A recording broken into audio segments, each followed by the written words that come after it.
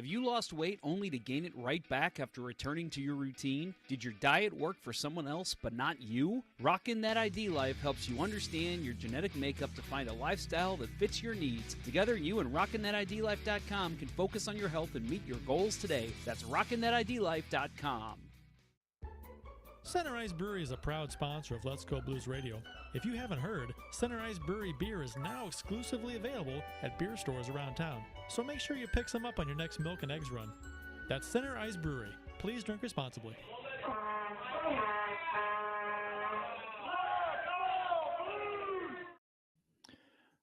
Welcome to Season 10, Episode 345 of Let's Go Blues Radio.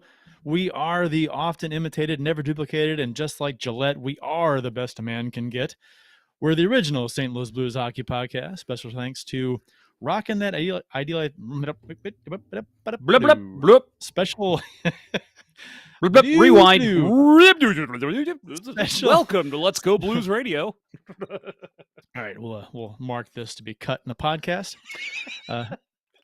Special thanks to RockinThatIDLife.com and CenterIceBrewery.com for proudly sponsoring the show. Please check them out. It's Wednesday, March 16th, and we're broadcasting live on YouTube and Facebook. This is franchise episode number 345 all time. We are on Twitter, Facebook, YouTube, and Instagram. Just do a search for us. You will find us. I'm Kurt Price. My co-host for tonight's big show is Jeff Ponder. Bill Day is out with the Nashville crud, as he calls it. On assignment is what we call it. Right. I think he officially said Nashville crud, but yeah. Yes. But tonight, Jeff and I will be discussing the Blues trip to Nashville and how Bill and I were a part of that. The overtime loss to Winnipeg next day, but we'll get into the Blues playoff roster checklist and where they're at with that, which was it appeared in the Athletics. We'll talk about that. It's kind of cool.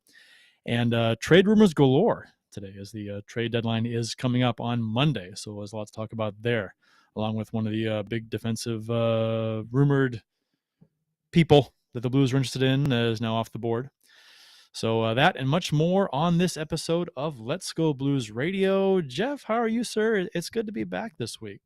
Yes. I missed you guys terribly. I think the audience got too much Ponder last week. So I think having someone else will be good. That's called TMP, Too Much Ponder. Too much Ponder. Yeah. My wife's family actually said that at Christmas. We got too much Ponder this year. A little bit of TMP. That's what we need shirts. Just big TMP. That's it. There you go. We got so many shirt ideas. Friends of the show, TMP. And if you know, you know, right? You know. It's like It's like a secret society. Oh, TMP. I'm with you. No, I told the story last week, but it still bears repeating how funny it was last week that literally, I don't know what it was like for you, but Bill and I are messaging each other on Slack. Like he's basically messaging me. When are you getting the show started? I think he's talking to you. And I'm sitting there going, yeah, Kurt, what the hell? And then you respond like, hey guys, what's up? Like, like, what's going on? I was sick and I was just on the couch, getting ready to go to bed basically. I was out of it. And I see the messages, notifications. I'm okay, they're going to go live. They're working it out, just like half paying attention to it. And then I got the impression you guys are waiting on me. And I'm like, yeah, I told you guys I was out sick. So that was kind of funny. But you guys, you did a great job filling the weekly slot with that interview show. That was great. We listened to that on the way back from Nashville. Oh, nice. Awesome. Good to hear. Yeah. And I'll say, man, it was put together very last minute. And I think it turned out really well. One of our better, not live shows. I just texted everyone. I texted both Jeremy's and Drew and just last minute Thursday morning. Hey, would you guys be able to do something today? Every one of them responded and was like, yeah, sounds great. Like I didn't have to fish for anyone.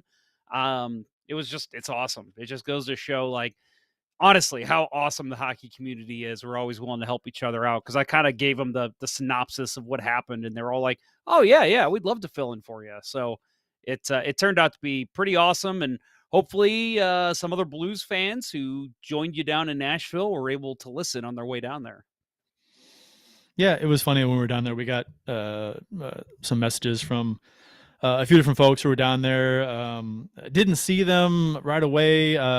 Reception was inside the arena was kind of spotty, hit or miss, but they did have free Wi-Fi that we connected to eventually. But yes, a couple of folks mentioned about meeting up, and the blue note jacket guys or the blue jacket guys or something on Twitter. I had never. They were following us already, and so I followed them back. But I didn't. I guess Bill said he knew who they were, and I was like, oh, I didn't see them before. But they were down there, and I saw them in the concourse. And then I noticed that their Twitter was, oh, the blue jacket guys, they're wearing blue blazers. Nice. So oh, okay. I put 2 and 2 together and got 5. And since I figured out that was them, and I got the impression that they were going to meet up, but that didn't work out. So anyway, fun was had by all, I'll say. Good. And we'll talk about that more in a little bit. Yeah, we will. I like a couple comments we'll get to real quick. Ken Morris, where's Billy the Kid? Matt Harris says Bill was a healthy scratch for this one, Ken. Yeah, actually, it's a Ben Sherratt situation. He's actually getting traded. So right, we didn't want to play him for the show. Maybe he strains a vocal cord. So that's what's going on. What was the term used? He was scratched from he's scratched for asset management. Yes, that's what Montreal said about Sherratt. So yep, that's right. Bill is so he didn't get injured during the show, so we can trade him for stuff. Bill is on his way to TSN. Right, wait. Step down, huh? Yeah, step down for him for sure. Right. Yeah, he's actually getting paid now. Yeah. I've got like Twitter up just to refreshing Friedman's feed and everything, and just keeping one eye on that because news has been breaking a little bit today. So official beers of episode number 345. You can follow each of us on the Untapped app. My handle is CPrice12. Jeff says J Ponder 94. Bill says Billy Blue Note 33. I feel like we should pour a beer on the ground for Bill. Yeah, during his spot. Well, I mean, he's not dead. We don't. I hope he's not. I would do that, but I'm inside. So if I was outside, I'd get like a bush light and do that. I was lucky to be able to do that. I say lucky, but the episode when Bobby Plager had passed, because remember I was sitting out on the patio in Florida, and I was like, oh, I can actually pour a beer out for him. And I thought, I'm on the 4th level of this hotel. Like, there's probably people under me going, what the hell? What's going on down up there?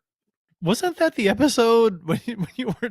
It looked like you had like candlelight, and you were like, I don't know, you had like one too many buttons unbuttoned on your shirt, and you were like, it was like KEZK, Pillow Talk with Jeff Ponder. Oh, Pillow Talk with Jeff Ponder. Yeah, no, that's how I roll in when I'm on vacation. The wife always yells at me. It's tank tops and it's Hawaiian shirts with almost no buttons buttoned. I'm one of those guys. No buttons, yeah. Yep. Well, thank you for sharing that with everybody. That's vacation, Jeff. Vacation, Jeff. So my beer, BJ. Yes, that's BJ. VJ, whatever. VJ, Vacation Jeff. VJ. Yeah, I get it.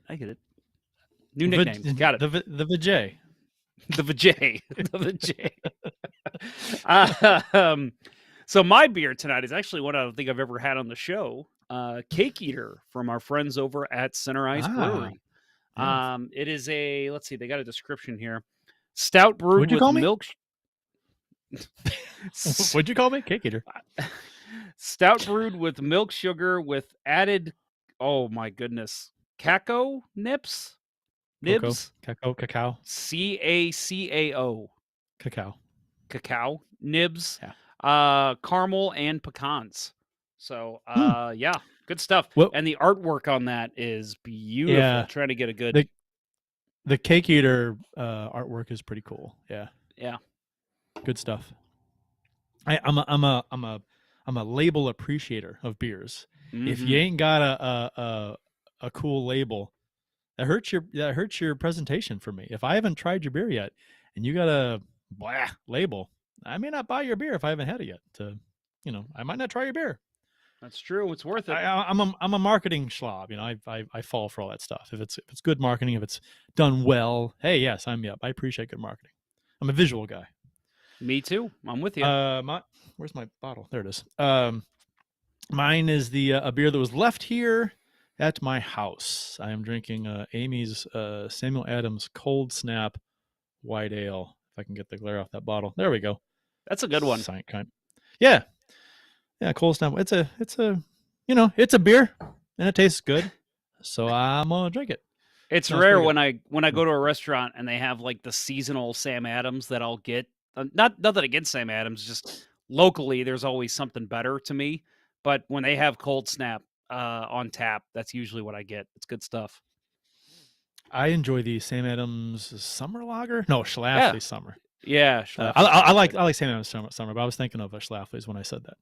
I could drink Sam Adams anytime. It's just some are just a little better than others.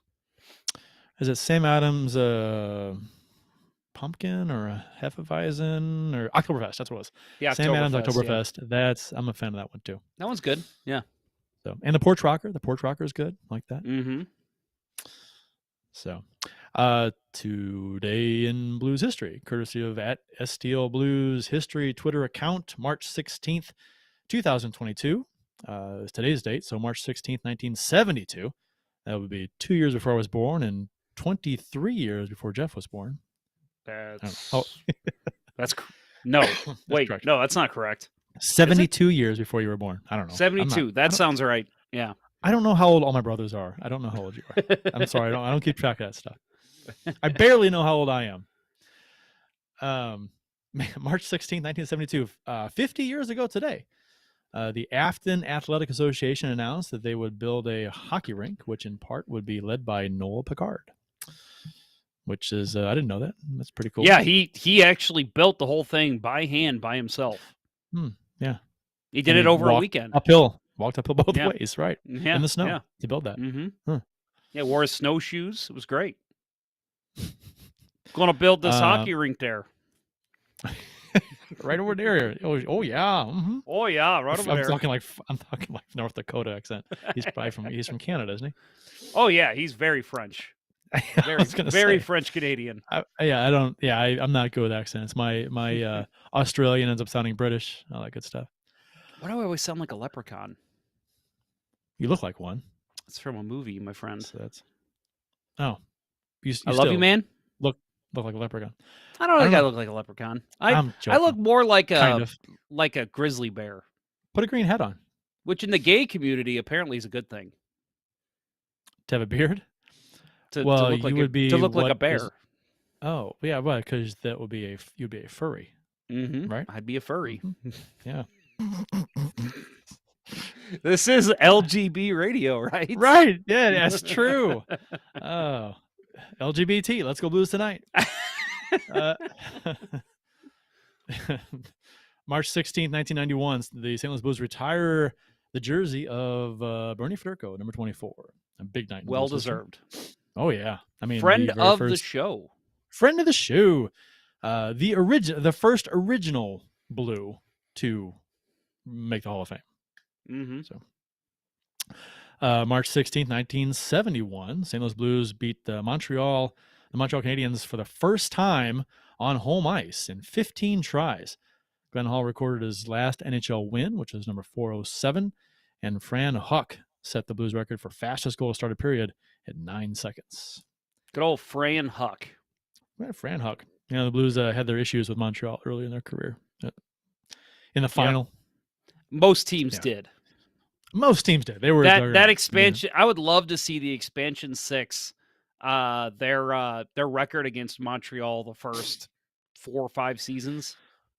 They wouldn't do that nowadays, would they? They wouldn't put if they doubled the size of the league, it wouldn't be one side of the league expansion and one side existing teams, because that and you'd have an expansion team making the final, and I mean, nowadays it's a little different, but I mean, they should have known a blowout was going to come, right? I mean, think about it, even if they did a division of all expansion teams, you'd get to the conference final and you would just be destroyed, even today. Yeah.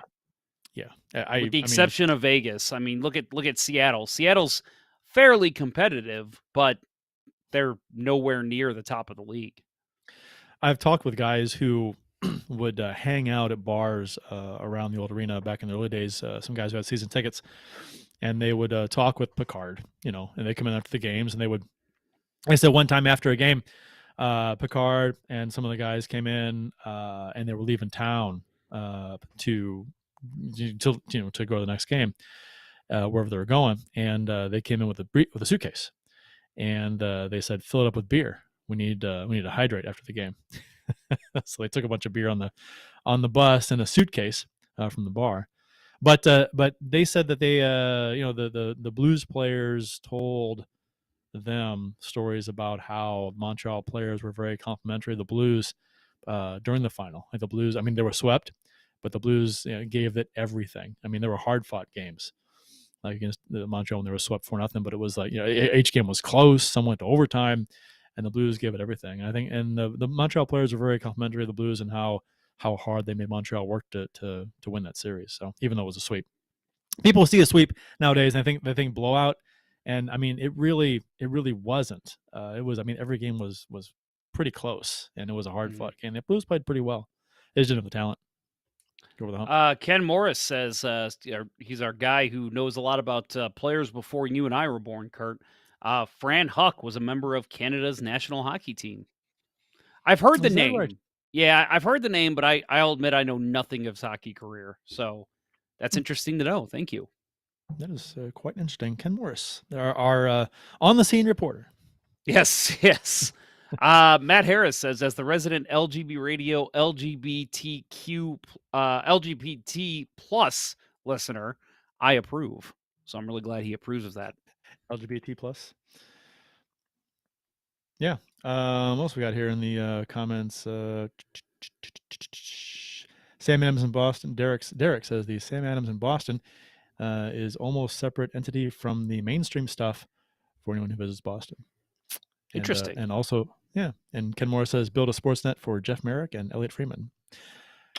I don't know. Would you make that trade, Bill? Jeff? I mean, it's addition by subtraction. So. What, for Sportsnet? No, I was saying for us, but. Oh, right. Okay, kidding. I got you. I'm kidding. I love Bill. Bill's my favorite host of Let's Go Blues Radio. Mine too. See what I did there? It's the I know you're, but what am I kind of thing. The old switcheroo. I like it. Right. The old whatever I'm rubber and you're glue, and whatever you say bounces off me and sticks to whatever. Yep. So we'll get into the Blues road trip to Nashville. I'm gonna give you my take on Bill and I's trip after this word from ID Life. You don't live your life like the guy you see at the gym powerlifting 7 days a week. You also don't live it like the cycling class instructor or the vegan who gets her steps every day. So why go to the vitamin store and try the same stuff they're using and hope it meets your needs? Newsflash, it doesn't. RockinThatIDLife.com is here to help you better understand how you respond to food and exercise. Their supplements are developed to make sure you're using quality products you can trust to achieve the results that are meaningful to you. Is your goal to improve overall energy, achieve deeper sleep, lose or gain weight? The answer to all of those options? Rockin' That ID Life can help. Our friend Dustin at RockinThatIDLife.com is here to help you do life better and achieve your goals, not someone else's. Get started today by visiting RockinThatIDLife.com or emailing Dustin at RockinThatIDLife@gmail.com and tell him Let's Go Blues Radio sent you to receive 10% off your order. That's RockinThatIDLife.com and start your betterment journey today. Bill just texted us and asked if his comment came through in the YouTube chat. I don't see it. You see it, Jeff? Yeah, I am not seeing it. Huh. You put, oh wait, there it is. My drink of the episode is NyQuil. Capital N, small Y, big fucking Q. Damn it, Bill. That's pretty good. A little bit of Dennis Leary there. That's pretty good. I like it. I still don't see it. Where is it? It's right above Derek's Sam Adams comment that you read. Yeah, I'm not Do you seeing it. have It's not there. do you not It's have not there for me. live chat at the top? Do you just have the top chat open? That might be it. Oh, son of a monkey! Yep, that'll do it. Why? Why would It's it? weird. Why would it It filter out defaults. Bill? I don't know, but it defaults to top chat, and it sometimes filters out some comments. I don't know why. Okay. All right. Good to Now know. you know. I don't think The more I don't you think I knew know. that. Zing. Right. So we do have a lot of comments here. We appreciate it, guys. We're gonna get into talking here about the trades, but uh, let's see. Winning Unlimited says beer of the show, Bud Light Seltzer, hard soda. Guy Fieri is taking me Fury. to Flavortown. Fieri, whatever. I don't pay attention to him. He says I know Kurt will give me side eye for the seltzer. You know what? I drink Bud Light Orange, so I can't give anybody a side eye for seltzer. I mean, it's not my personal thing, but I don't drink what you like, man. Yep. Yeah, we got the road to Nashville. The road to Nashville. I almost said road to Wellville. To talk about the game against Winnipeg and the Blues playoff stuff, and of course a bunch of trade stuff to talk about. So the game against Nashville on Saturday. Bill and Julie and Amy and I all went down there and made the trip. Missed you, Jeff, down there. Yeah. So did you guys did not ride down together, right? No, we rode separately. I think that was I'm not sure why that was. I think that's what the Bill suggested, that we drive separately. I was okay. So we did. You I guys think did you did everything separate, right? You didn't stay in the same hotel. You didn't sit together. no, Bill got a different. We got a deal through one hotel, and he got a deal through his work for another one, I think, or something like that. And so we were on different ends of the strip. Basically, he was right by Bridgestone, and we were at the other end of the strip. Well, kind of. We were about a 25-minute walk from there. So did you guys even see each other down there? Oh yeah. We saw each other. We met up at the game, and then our seats weren't by each other, but there were open seats by him that we ended up sitting in after the second period was over. Nice. To finish the game, which was he had better seats than us, so that was kind of nice. Bill always has better seats than us. Oh yeah, Bill's a seat snob. He likes he likes to sit down low. He said that after he dropped a chunk of change on Cup final tickets, these I think seem rather cheap to him. So, yeah. Oh yeah. Yeah. But we got down there early Friday evening, grabbed some dinner and drinks at the Row. For those who've been down there, it was right next to our hotel. There was Have you ever been to the Rendezvous down there? The Rendezvous. Nope. It is some of the best barbecue I've ever had in my life. So good. I may have. Is it on the strip? No, it's off the strip. No. It's fairly off the strip, but it's really good. It's usually very busy. So if I would say if you're wanting to go there before a game, get there a couple hours early. We had mandatory valet parking at the hotel, and I hate dealing with valet parking. I just hate just the whole stupid process of thank you for my car, sir. Here's $5, and then thank you for my car again, sir. Here's $5 more. I'm like, no, just whatever. I hate coming and going. Just stay out of my car. The less this guy's in my car, I don't like it. So, went to the Row. There was a singer from The Voice that was singing when we walked in, and she was really good. Which, if you've been to Nashville, you'll find out that every single bar on the strip basically has at least one band playing. If there's multiple levels of this bar, they'll have one on each level, and everyone is really, really good. Every band is good. Every singer is good. It's like, holy shit. So it's a music town, so that's what you get. Yeah, we went to a karaoke bar a couple of years ago when we were down there, and like there was 3 people who went before me that I was like, they could go on any TV show right now and compete. And then they're like, and let's get Jeff up here. And I'm like, can I not do this now? Like, I'm probably the worst singer in Nashville right now. I don't want to do this. Ken Morris asks, which is closer to St. Louis, Chicago, Nashville, or Minnesota, St. Paul? Well, I think Nashville is a hair closer than Chicago. Yeah, by about half an hour or so. Nashville is about 4.5 hours from me, which I'm on the east side of St. Louis. I'd say we're about 4 hours from where I'm at. Okay, so we're a little east and a little north So we're about So 4.5. according to this, St. Louis to Nashville, according to Google, is 4 hours 40 minutes is what it says. 309 miles. So let's see what Chicago is. It's Chicago, farther. that says 4 hours 33 minutes and Ooh, very close. 297 miles. So about the same. About the same, but I swear I get to Nashville quicker. I think Maybe it's it's less because it's traffic. less. Yeah, that's what I'm thinking. Probably less traffic. Yeah. And I know Minneapolis St. Paul is farther. Yeah. Yes, it is. Bill made a comment during the game when a member of the military, they had a band playing in between periods, and there was a member of the military singing in military fatigues, and the song was, I believe in a thing called "Love" by the Darkness. The high notes in that song, yeah. the crazy pitches. This military guy was killing that song, hitting every high note. And Bill made a comment on that, I think, on Twitter. And I'm like, yeah, damn. I mean, everybody can sing. Even the military guys are singing like, and that's even that song is not something that you would think a very conservative military guy would sing. You know what I mean? It's very, what's the word? I believe in a thing called love. LGBTQ.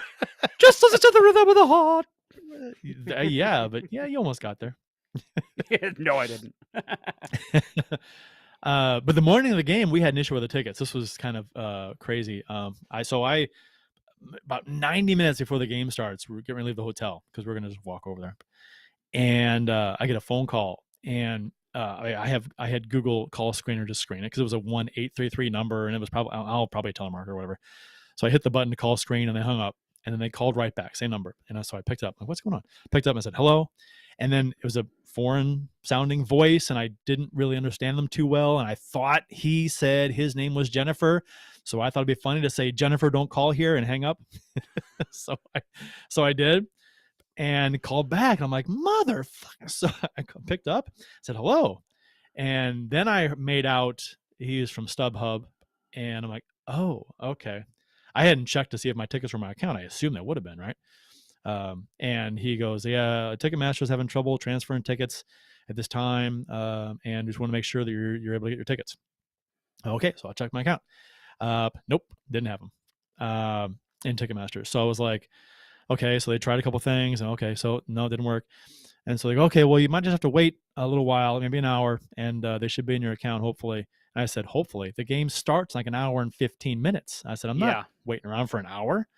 And he goes, well, I said, can I just cancel these tickets and buy another ones? Because Amy had pulled up the same tickets, the same height, same row, just different section, for $75 per ticket cheaper because it was so close to game time. Yeah. I mean, it was so close to game time. And I'm like, well, just get those. This will be a win. And they ended up not doing that. They said they would exchange them for, equal tickets or better. I don't think they were giving us a refund. But finally, they asked for permission for the guy that was actually selling the tickets to StubHub, that were Ticketmaster tickets, to actually contact me. And I said, that's fine, whatever. So he calls me, and we try to work it out. It still doesn't work. And he goes, tell you what, just log in on my Ticketmaster account. I'll give you my login information. You can log in. And I'm sitting there like, are you serious? You're going to give me your login information for your Ticketmaster account? You're very trusting to a guy. Honestly, man, I hate to say it, but I think I would probably have done the same thing. Because, like, as a sports fan, you're like, this guy just wants to fucking get into the game. Like, this sucks. Yeah. This is bullshit. Did he know that you traveled down there too? Yeah. Yeah. He has they have your information. Yeah, I hate to say it because I'm not a trusting person. I probably would have done the same thing he did. Like, just log into my account. I'll change my password once you're into the arena. Well, I logged in and I saw the tickets that were mine, but then I saw a bunch of other tickets too. So so you went to 8 sporting events over the time you were in Nashville. Yes, and I sold tickets to 18 others. But yeah, I downloaded them to Google Pay and pulled them up when I got to the arena. We got the arena. That was fine. Worked out great. We sat down, like 5-10 minutes before the game started, so it was in good shape. Could he have not just? Let me ask you this question: could he not have just like screenshotted them on his phone and then sent you that? that probably would have worked, I guess. I think that would have worked. Yeah, because they just do the barcode. Yeah. Yeah. Amy did that with hers. She took screenshots of her tickets. She wanted me to send her a screenshot of her ticket just to have it on her phone, and so I did that. So that was a backup for her. But it worked out. It was fine. Just a little touch and go there. But I wasn't really worried about not getting tickets. We'll just buy different tickets Right. if we don't get these. Yeah, you're down there. Which, If you have to spend more money on tickets, it's like we're already down here. This is why we're here. Shit oh happens. yeah, and I toyed with the idea of showing up without tickets and just buying on the morning of for less, because you can always do that Oh yeah. on StubHub or SeatGeek. And but there was just something about it. Like, you know what? I don't want to travel somewhere and not have tickets when I get there. You know what I mean? Yeah. So We had that. We did do that one year when we went to Nashville. We said, let's just get the tickets the morning of, and it was fine. But I'll admit, we went out the night before, and it did taint the evening. Like, it was a Saturday game, and it was like I think it was like a 3:00 start. And so Friday night, we were out at the bars having a good time, but at the same time, we were all sitting there going, God, I hope we can get tickets tomorrow. So yeah. you did the right thing. Get the tickets. It That way you're comfortable and you can go yeah out and not worry about it. yeah. A habit of mine is to go to a game and then check to see what tickets are like right when the game starts, like down low against the Yeah. glass. Yeah. They get dropped a lot. I mean, that's why I would Drastically. love it. Yeah. If Enterprise Center in St. Louis had a really nice, like a bar and restaurant district immediately around the arena, you could go downtown St. Louis, just hang out right next to the arena, and right before the game starts, you could just get tickets super cheap, and then just walk right in. But they don't have that down there. You can't. I mean, you could do that downtown, but you have to drive or walk a ways.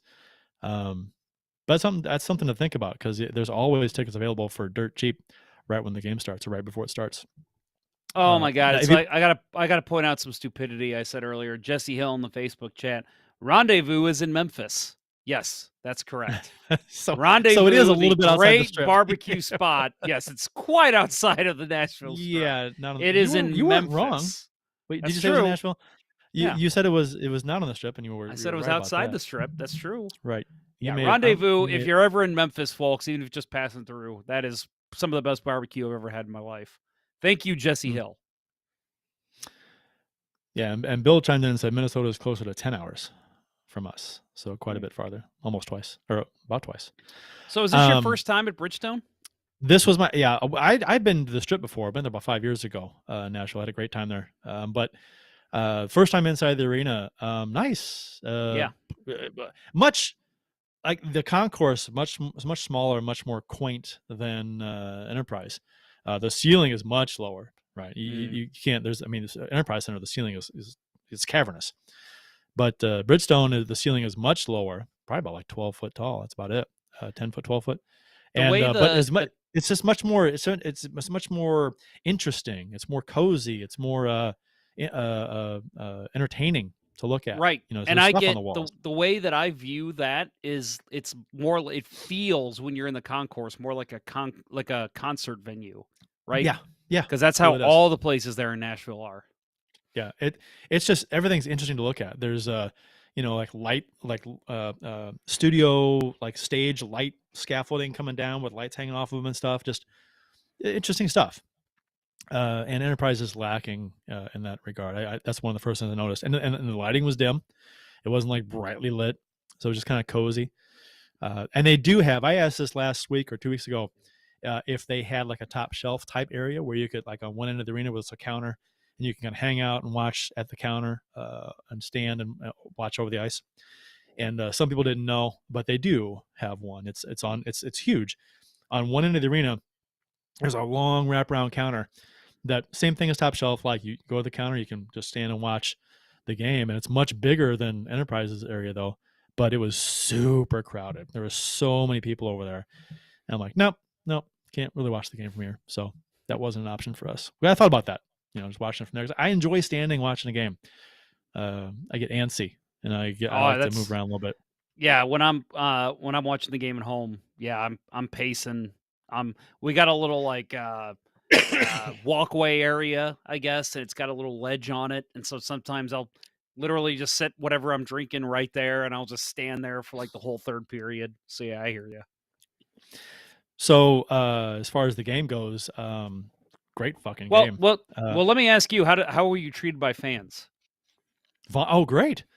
The guys in front of us, actually, you know what? I was embarrassed by some Blues fans behind us. They weren't being That's not surprising. rude. I was embarrassed because I was, as a Blues fan, to be associated with them, because all the Nashville fans that I interacted with, the ones in front of me, super nice, talkative. They struck up a conversation. Guy was asking about Husso, and why Bennington wasn't starting and stuff like that. So we talked about that a little bit, and we were talking about, because they hand out lineup cards, little like a program kind of thing, which is like a 1-card sheet. And so it has both lineups on it. And he was looking at the roster, and it was kind of neat. So we're talking about that. Real nice, super nice guys. And all he wanted was for Nashville to score 4 goals so he could get a free Frosty at Wendy's, because they have that special. They still have that, huh? Yeah. So when it was 4-4 going to the third, he was like, "All right, free Frosty." That's what he was excited about. But yeah, the Blues fans kind of behind us and over a little bit, they were, they weren't being like mean, but it was just like yelling, "Nashville sucks." Just kind of nothing overly awful, but just, because you didn't hear that from the Nashville fans. You didn't hear "Blues suck." You didn't hear that kind of thing. It wasn't like in response to the Nashville fans saying that. It was just like out of the blue. And I was like, well, these guys are being so nice. And you're just like, I don't know. I felt like being nice back to them. I didn't feel like, saying Nashville sucks. Yeah. But No, same thing for me. I mean, I've been as a member of the media, I've been as a fan, and I had fun both times. I don't know if you saw where the press box was. It's literally in with the crowd. At least it used to be. It was it's literally like just it looks like it's like a executive suite section, but it's right in the crowd. So you're on top of the fans. So you can actually converse with the fans. And I love going to yeah, Nashville. Great venue for a game. The standing ovation during the commercial, did that happen? Did they do during the that commercial. in the third period? They always used to do a No. standing ovation during a whole commercial break to show their appreciation for the Predators' play. Maybe the Mm-mm. Predators weren't playing well enough for them, but that was the thing that blew my mind, because it was No. like They we never see that during commercial breaks. Commercial breaks, it's, oh, here's this featurette. We've got, Louis doing this or whatever. And then right as the commercial's coming back, they'll start playing hype up music. Nashville, it's quiet. They don't play anything on the scoreboard, and everybody gets up and just starts applauding the team. And that is one of my you favorite know things I've ever seen, but I'm surprised they didn't do that. one thing I noticed significantly was that, you always heard about, Nashville, the seventh man, right? The loud crowd. The crowd was not loud. The crowd was pretty tame. Yeah.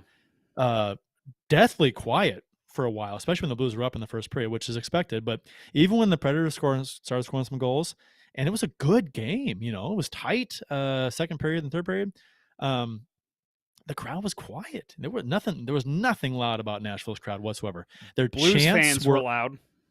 Blues fans were real loud. Blues Yeah. fans, it was funny because every time the Nashville fans tried to start a chant, Blues fans drowned them out.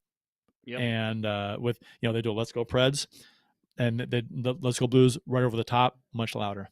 Yep. And I loved it. It was so great. But there had to have been 7 or 8 thousand Blues fans there. There were Yeah, so many and Blues fans. It and was you could hear it nuts. on the broadcast. It was Yeah. like the minute I heard the "Let's Go Preds" chant start, by the second "Let's Go Preds," it was "Let's Go Blues," Yep. and I'm Yep. like, It's like "That's Blues fans are like, fantastic." nope, none of that. That was pretty cool. But they did do the I guess their PA guy, his name is Paul, Yeah. and he they do the 1 minute remaining in the first period.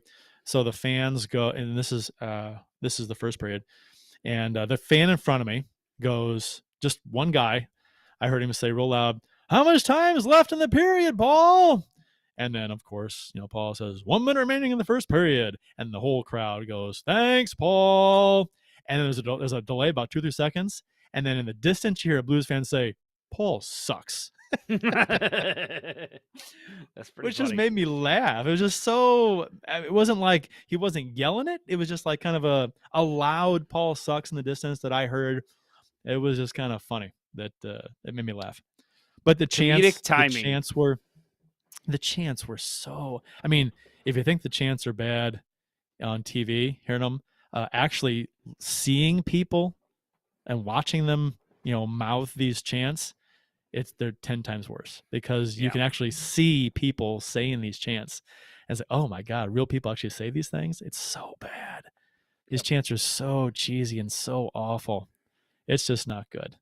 Mm. They're not. And actually, I remember years ago, a number of years ago, hearing them on TV. It was pretty loud, right? Playoffs and stuff. The whole "it's all your fault" stuff. And maybe I'm sure playoffs would be louder, but it was all half-hearted. It seemed like it was only done by like maybe 15% of the crowd, and it wasn't that enthusiastic. It was weird. Hmm. I don't know if that's dying out there or what, but Yeah, or maybe maybe it it was the is. fact that there was like 8,000 Blues fans there too that kind of Yeah. taking up space. Yeah, we'll see But what it was, playoffs is like. yeah, if they make it, which I assume they will. Mm-hmm. But the Blues got on. Although Nashville came out of this game, came into this game quick. I mean, this was a Blues went 3-0 in the first period, but Nashville owned the first few minutes. First 7 shifts or so, they were all over the Blues. I was shooting 5-0 early. I turned to Amy. I was like, "This is. I mean, we gotta get our heads out of our asses here. They're kind of coming at us." And then we got a power play, and then was it Perron scores first? So that got us on the board. That was nice, getting outplayed early, and then we get the first goal, and then it just less than a minute later, was it Saad scored on Yeah. a weird shot. That was a weird play, kind of a wrist shot from the slot, kind of surprised people. 1-on-2. Blues seem like they're onto something with Saros. Shooting over Yeah. the glove. Oh yeah, upper glove. And They've Thomas done that all season to him. Yeah. Thomas on the power play again made it 3-0. Real nice cross ice pass from Karu to Saad, and Thomas in the high slot and scores upper glove on Saros. I didn't want to see a shootout though. At this point, I'm like, I didn't want to see a blowout.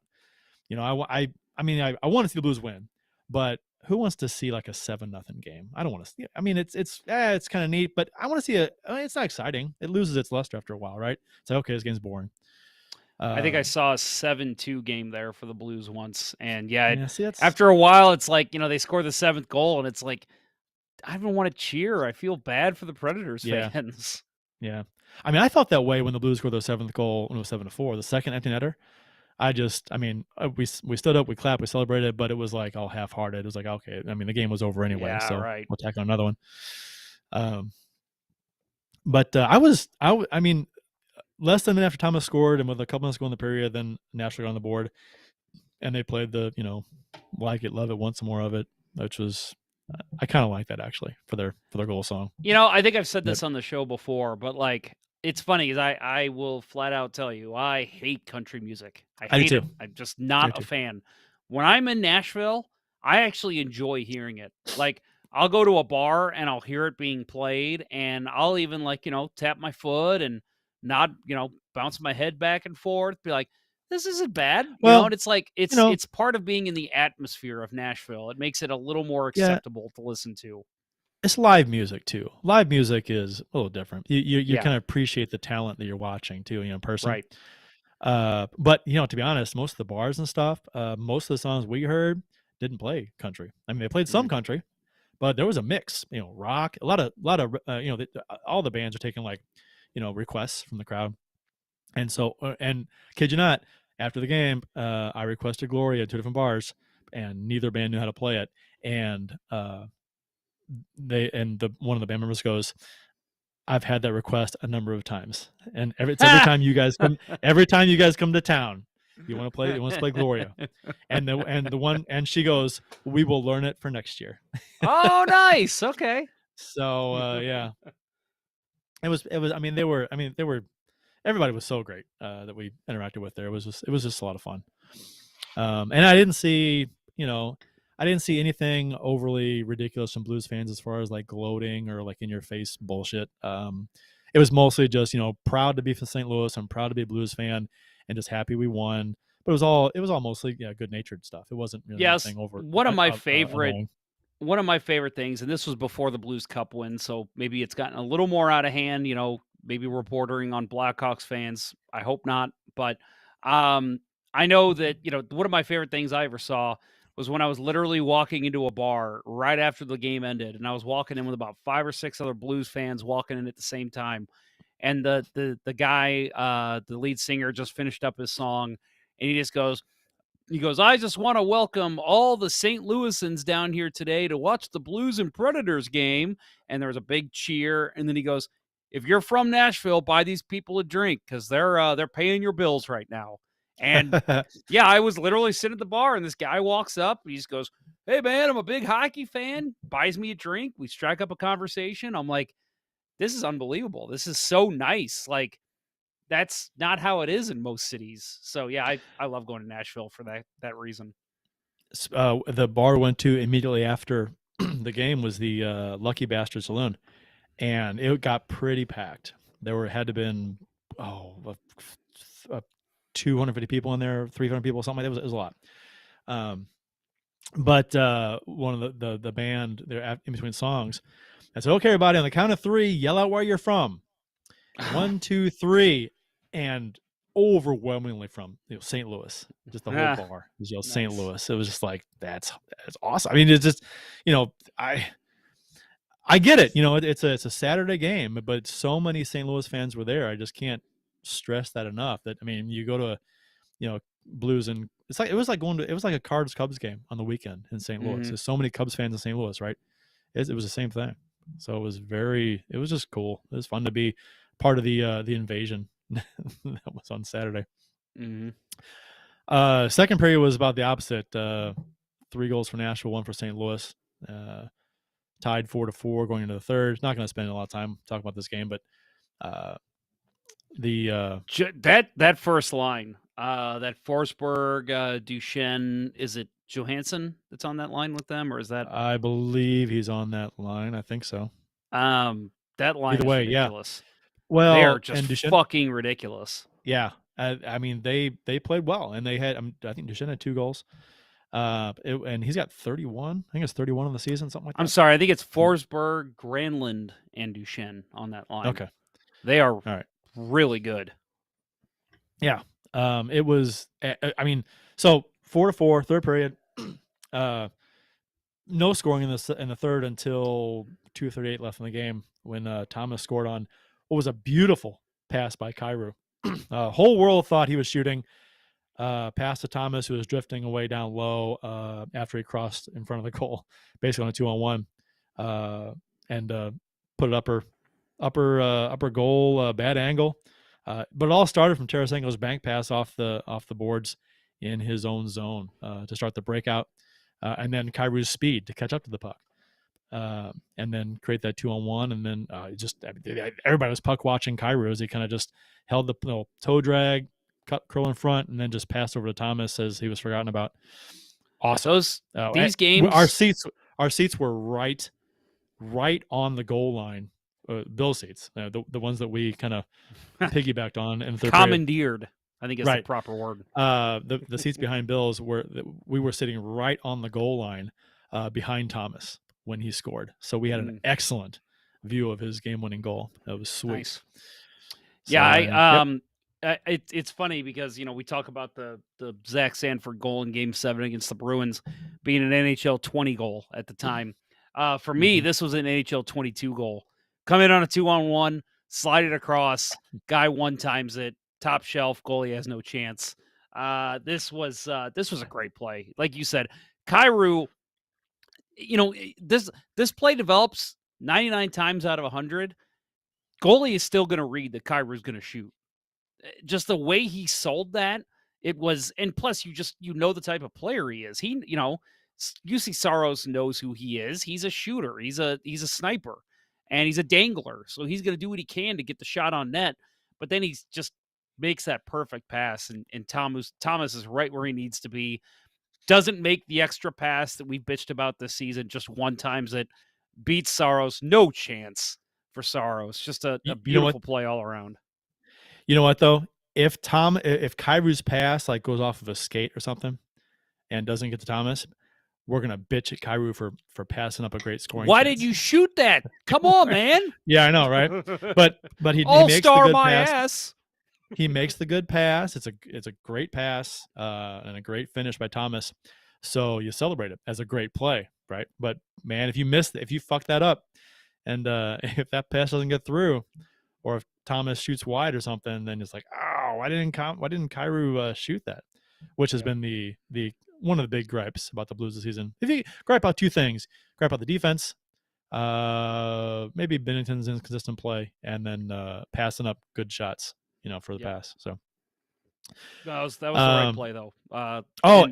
And this is one of those situations too where any other team, almost any other team, you're saying, I just hope this game gets to overtime. Blues need the points.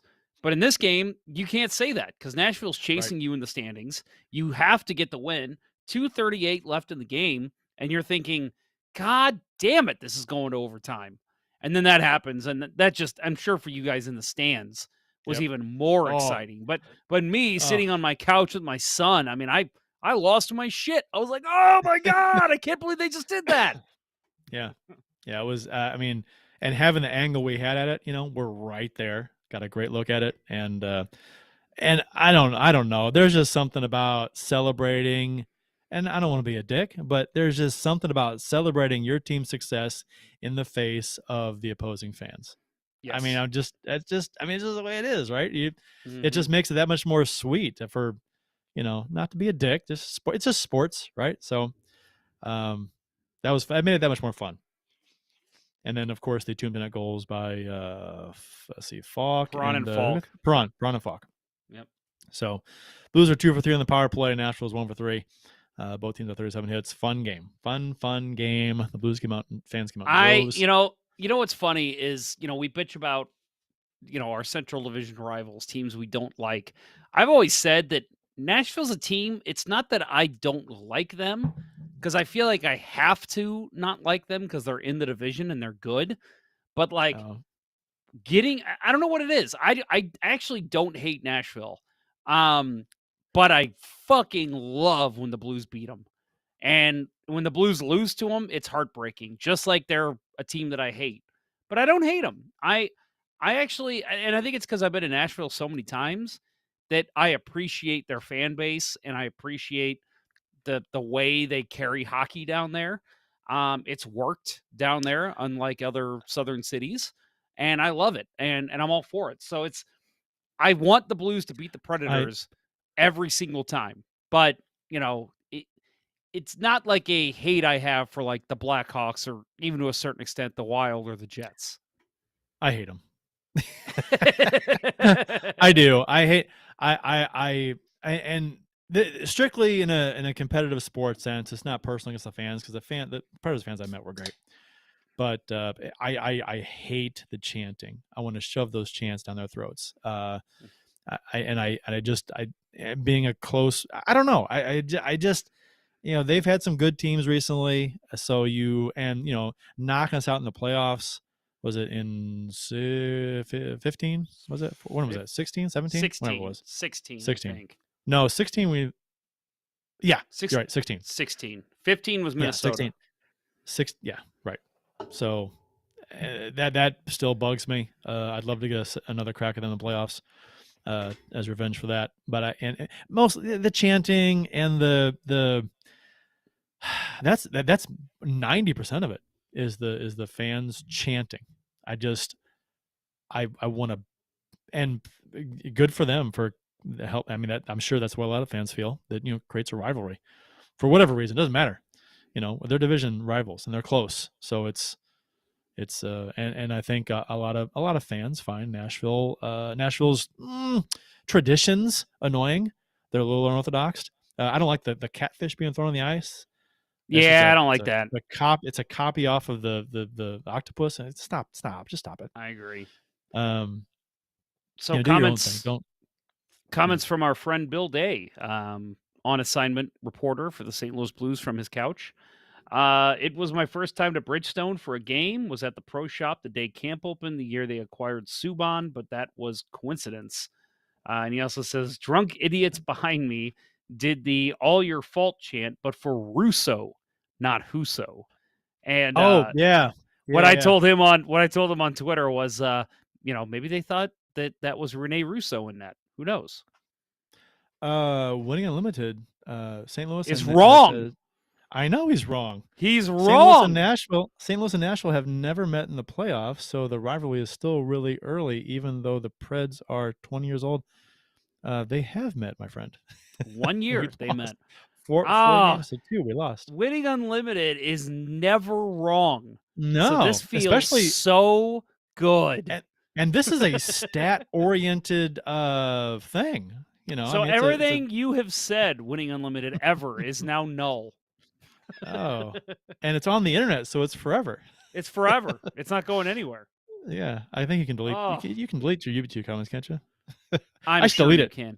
Get rid of that. That's It's nope, hogwash. nope. I've already screenshotted it. I'm saving it as my background on my phone, and I'm going to show it to everyone.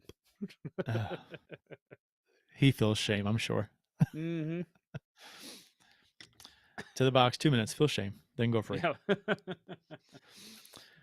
And then let's see. The Blues lost to Winnipeg in overtime the very next day, which I was almost expecting this next day game. Blues had a 2-1 lead going into the third though.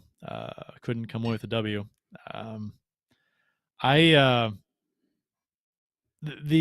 Okay, so trailing in this game is kind of a mixed bag because you're winning going into the third, all right, and then you give up 2 goals quick, like within a minute, like 6 or 7 minutes into the period, something like that, back, and you're down, and then all of a sudden you're shit.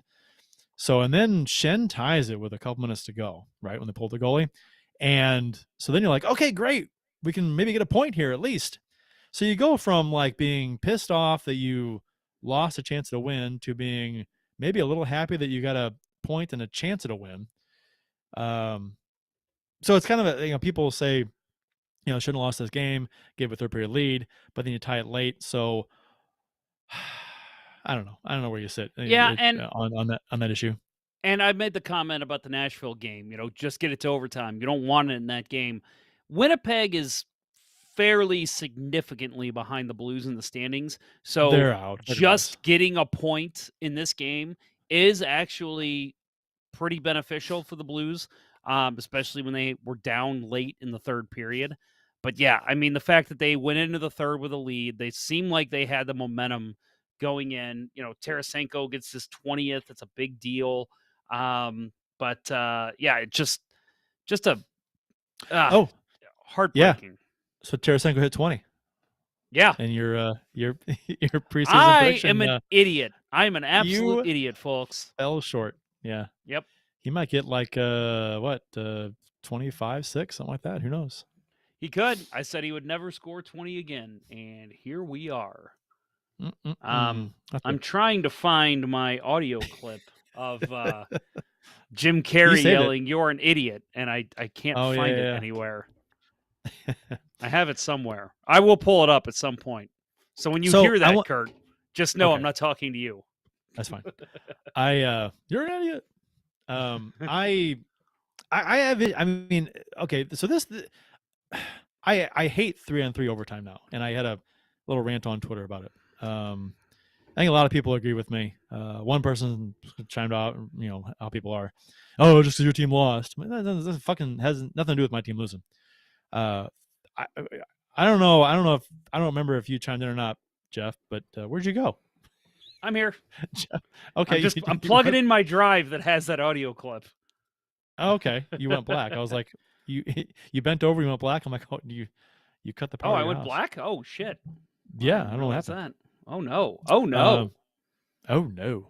Oh no. But Phoebe? Is that a Phoebe?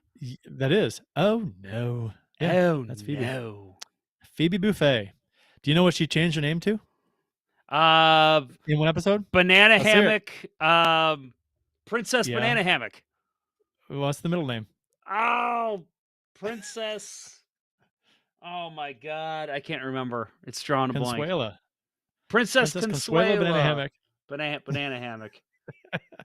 And what was Paul Rudd? What did he change his name to? A crap bag. Right, you're on it, man. Crap Good bag. job. Good job. Princess Um, Consuelo banana hammock.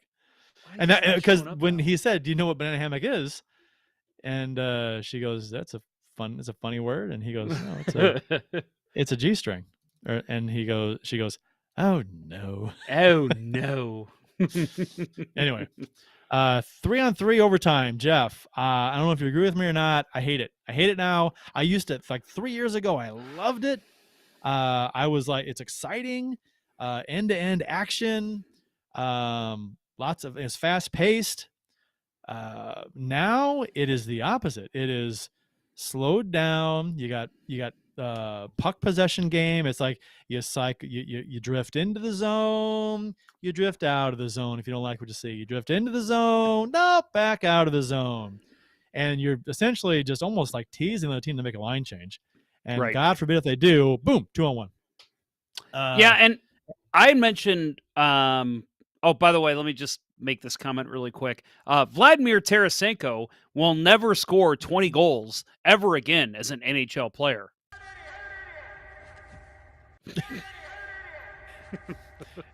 And we lost the bottom third.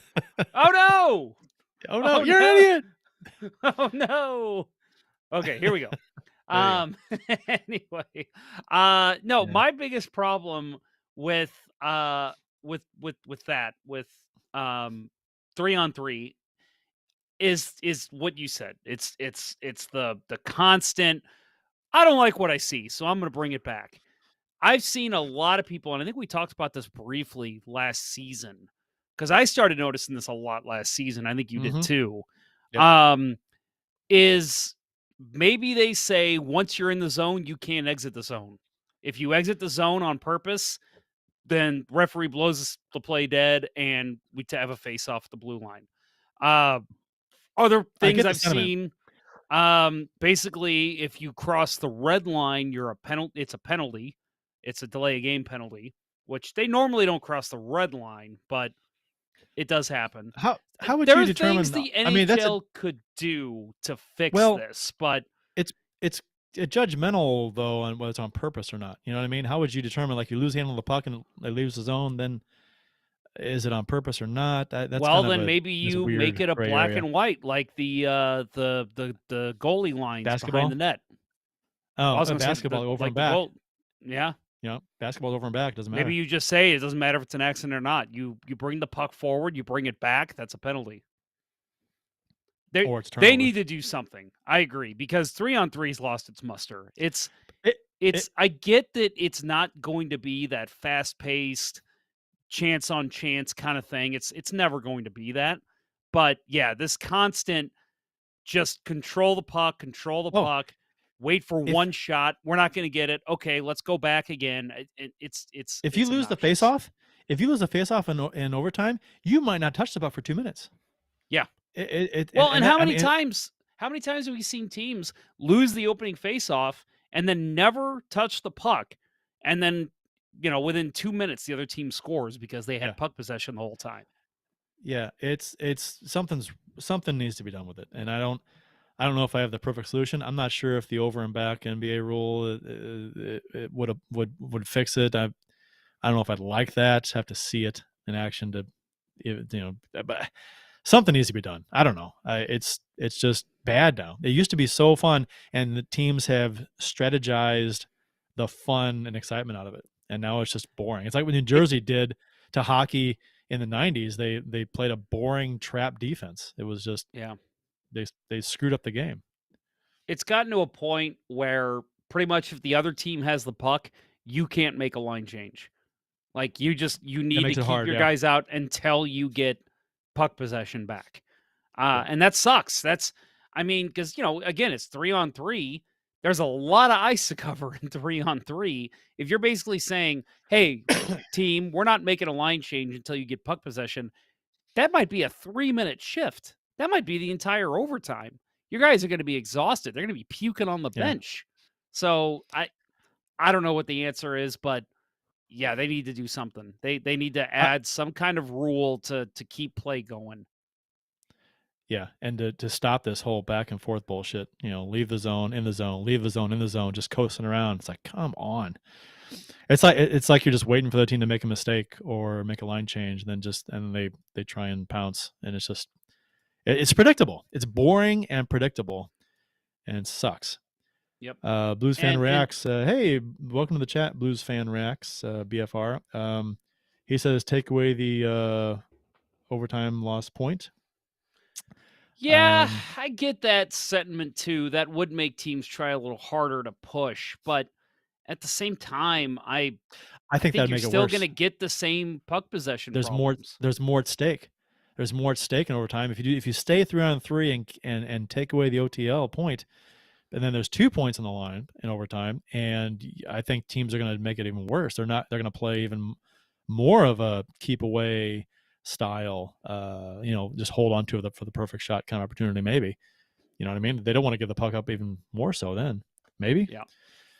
Um, Ken Morris too much says open 3 ice. on 3, Yeah. too much open ice. All right, let me counter that for you, Ken. How about 10 on 10? How would that look? Wouldn't that What be 20 nuts? on 20? Royal Rumble style. just get the whole team. Yeah, there you go. So you have 1-on-1 to start overtime, and then every 15 seconds, each team adds a player. That'd be interesting.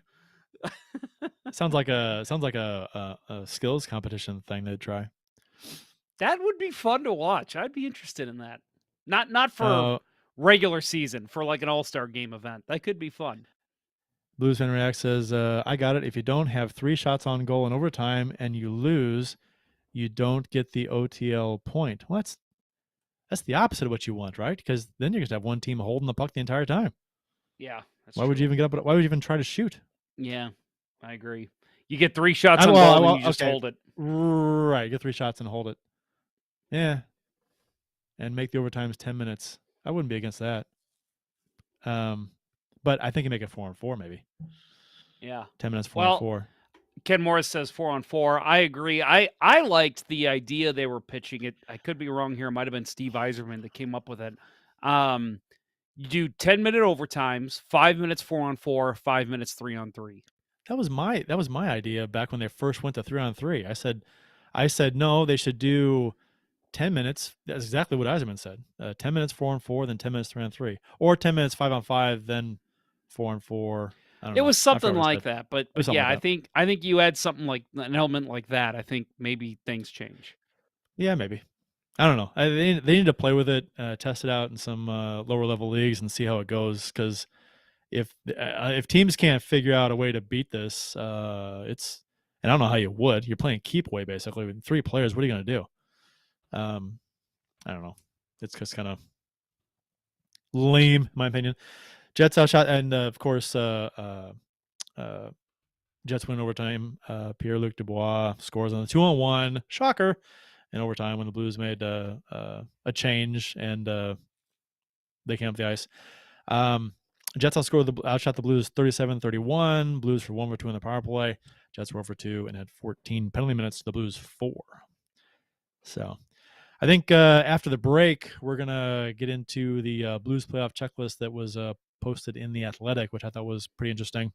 And I thought a pretty fair representation of the Blues in their checklist as far as where they stand and compared to what past Cup champions, the kind of formula they had.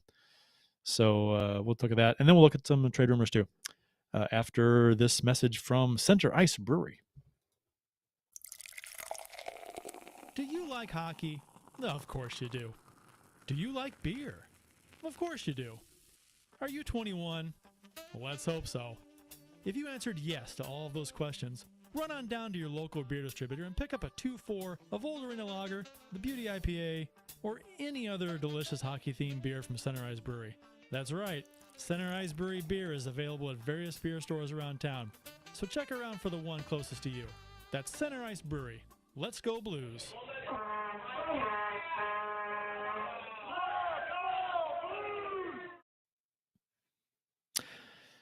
So we got the Blues playoff checklist that was posted in an article in The Athletic. They break down every team in this article, but we're going to talk about the Blues.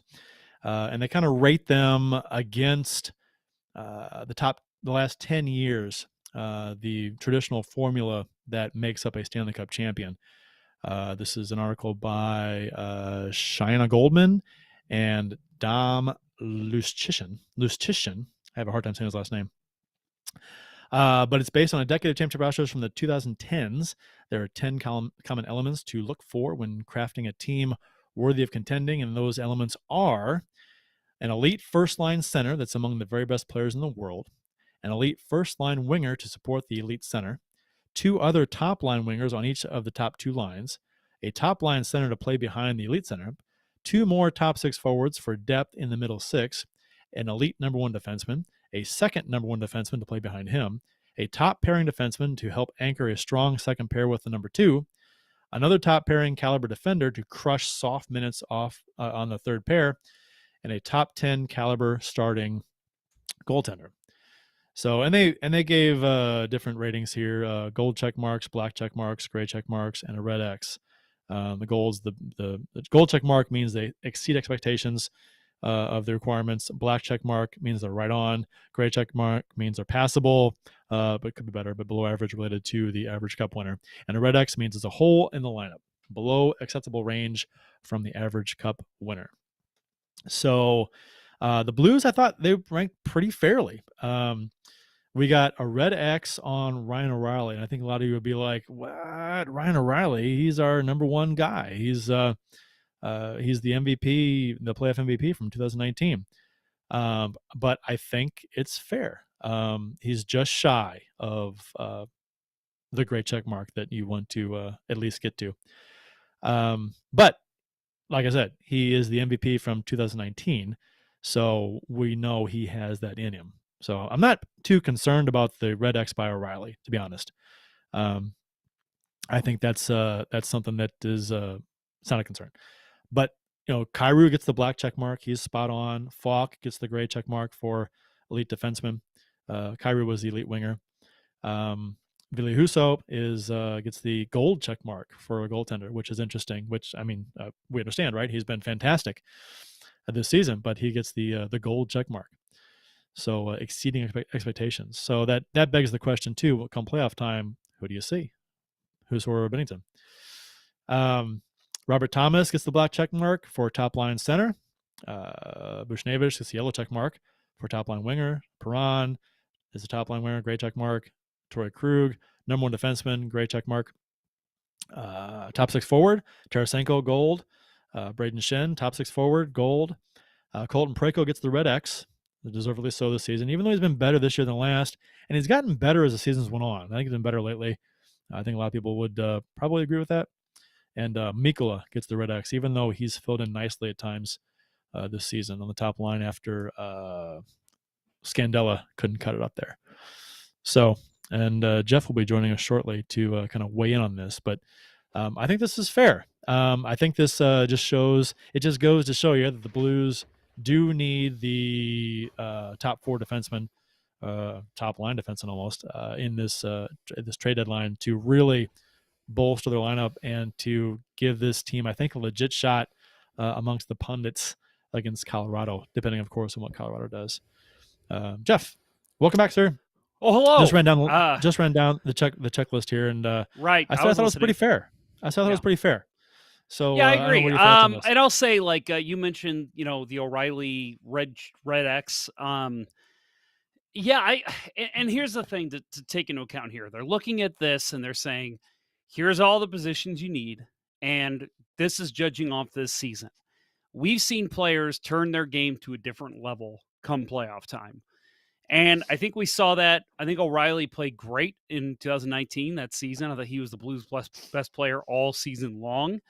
But I think he turned that dial up just a little more. Turn the dial up to 11 when he hit the playoffs. And I think we could see that again. So people that might be concerned by seeing that and saying, how could you say that about him? And, what if that's the case? I'm not concerned about that. I think he won the Conn Smythe in 19 for a reason. I think we could see that again. And I thought he played okay last playoff. Don't want to even talk about the Vancouver playoffs in the bubble. That was bad. What is this, Kurt? It's my. I can't turn it off either. Oh, there I can. It's my daughter calling again. I gotta turn it off. Sorry, dear. Sorry, dear. Doing the show. No, that's fine. She should be tuning in anyway. There she goes again. She'll call back a couple times. You can take that if you need to. No, it's okay. She knows. She should know. But no, I think this is a very fair assessment of the Blues, honestly. I think a lot of people look at the Avalanche and all these other teams and they say, well, they're clearly a cup favorite and the Blues aren't. Well, guess what? Many teams have won the cup that are not particularly cup favorites at the time the playoffs start. So I actually love the breakdown. I think it's great, but it comes with the caveat that we've said over the years and every podcast, every hockey podcast, every hockey radio show's ever said, it's a different game in the playoffs. So we'll see what happens. But again, I think this just helps to prove the Blues do need a slight upgrade at defense somewhere. And yeah, this is going to be a big part of it. Where do you get that extra guy that's going to help lift your defense to the next level? Yeah, it's interesting. I like this breakdown. The a number of the teams that were better than the Blues, they had Calgary ranked number 1, which I thought was interesting. Surprising, yeah. Yeah, I gave that a look, and Colorado's up there too, quite a bit, obviously. But I think the Blues. Okay, so going into the season, the Blues depth, their forward depth, was like the deepest that it may have ever been. And I still think that when healthy, this forward group is tremendous. And I think that may buck the trend as far as needing that elite center. I mean, obviously, that go-to guy is key. It can be key in the playoffs to put the team on his back maybe and win a couple of games on his own almost. But with a team that is as deep at the forward position as the Blues are, and rolling 4 lines when healthy, I mean, you're going to take. I mean, a lot of teams don't have that. They don't do that. So obviously, a cup winner wouldn't have that, right? So, and again, this checklist is going off the last 10 cup winners. So that's what they've had. Now, that's not saying that a team that's more balanced and not quite as top heavy couldn't win, because I mean that's a perfectly logical recipe for success, is to have a balanced lineup, to have 4 lines that can score, 3 lines that can score, and a 4 line that can chip in. So I mean, I like this Blues roster a lot. I liked it going into the season. I like it a lot now, but the defensive depth issue has been exposed, so that needs to be fixed. I think if they can get that fixed, then I think they'll be in good shape to do some damage, and who knows what happens. But beating Colorado is a tall order, no matter who we get. So I just want to play. Playoffs are a blast. Anything can happen, and the Blues have a very good team. Hopefully, it'll be a lot better come Monday at 2:00, and then we can say, bring on whoever. Yeah, I think the key again is to not face Colorado in the first round. I think you let them get worn out by a wild card team if possible, and you take them on in the second round. And then I think the Blues will be. What's that? Like last year, Colorado whooped us in the first round, lost in the second. Yep. So, and I could see that happening again. Anyway, we'll get into talking about. By the way, it says our YouTube stream is restarting. Hopefully now it says live, so hopefully we're still good. But yeah, I like what you said on Twitter, Kurt, about hopefully Colorado is just going to tool too much, and it's going to mess with the chemistry. So we'll see. Yeah, and YouTube still says we're live, so yeah, that hopefully that's the case. I've never seen that before. That was weird. Yeah, if we're YouTube folks can let us know if we're still live. I'm pretty sure we still are. Looks live to me. So, yeah, I know the extra tinkering that, and we can get into the trade rumors now if you want, or some of them. So the comment I made on Twitter was about the tinkering, and Colorado's been tinkering, and they're supposed to, they might get Giroux, so that will be I a lot I of tinkering. we're going to talk about the Sherratt deal here, the trade here, but I was shocked that Josh Manson went for less than Ben Sherratt. I I was hoping that was the under the radar move that Armstrong was going to make. I like Josh Manson as a defenseman. I think he would have been a great pickup, and he's a great pickup for Colorado. So I think they did improve there. So we'll see. Florida must have really wanted Sherratt. I mean, Yeah. to give up. So it happened just a couple hours ago. Sherratt was traded to Florida for Ty Smilanic, a 2023 first round pick and a 2022 fourth round pick. So it's quite a bit for Sherratt. Did you say Richard Schmalik? I did not, but I think he was the player to be named later. That's what it was. Yeah. Right.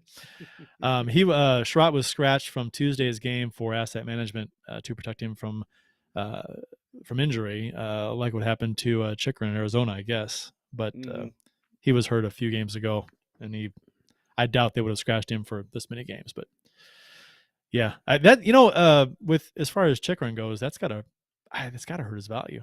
I mean, if they're gonna move him, they don't have to, but I mean. So yeah, some teams right now, I mean, they're going to want to see the medical records. They may even want to evaluate them themselves. But yeah, he could be out 4 weeks. I mean, and the playoff. The playoffs start in 6. So it's like that is significant. That gives you what, maybe, because there's going to be a little break before the playoffs start. It gives you what, maybe 5 games to get him in the lineup with your team and learn the system, and that does hurt. Yeah, it's not ideal. So it's got to hurt. And again, they don't have to move him, but I don't know. There's been some talk since the Blues, the asking price for some of these players since Sherratt went for so much, that like Hampus Lindholm might be out of the Blues comfort range as far as what they want to give up. They might not want to give up Neighbors and a first round pick. And a whatever for whoever. So or Bolduc and a first round pick and whatever. It seems steep. So we'll see. Some people were saying that if the asking price is high for some of these guys, just go balls to the wall and blow the doors off the offer for Chikrin and just get the best available defenseman and just go for it. So, and I get that, but I've added that with this team's lineup, I don't see what Chikrin. And again, yes, he makes your team better. Don't get me wrong, but he's not exactly what the Blues need. If you're going to get a Chikrin, I think that's a replacement for one of your players that's high paid on defense already. So you could maybe move a Krug or a Parayko to bring in a Chikrin. I don't think they do that at this point in the season. If he's still around over the summer, maybe you retool and go for that and, try and figure something out there. But this year, and with the money too, he's it's going to take a lot to get him. Yeah. I don't see that happening. If he's going to come here, I don't see it being this year. I could see it being over the summer when the Blues have a little more time to figure out their money management. It's kind of like the Husso talk. That's kind of like comes in waves on Twitter as far as whether or not we should trade him or whether teams are going to want him at the deadline and if we should move him and quote get something for him instead of losing him for nothing.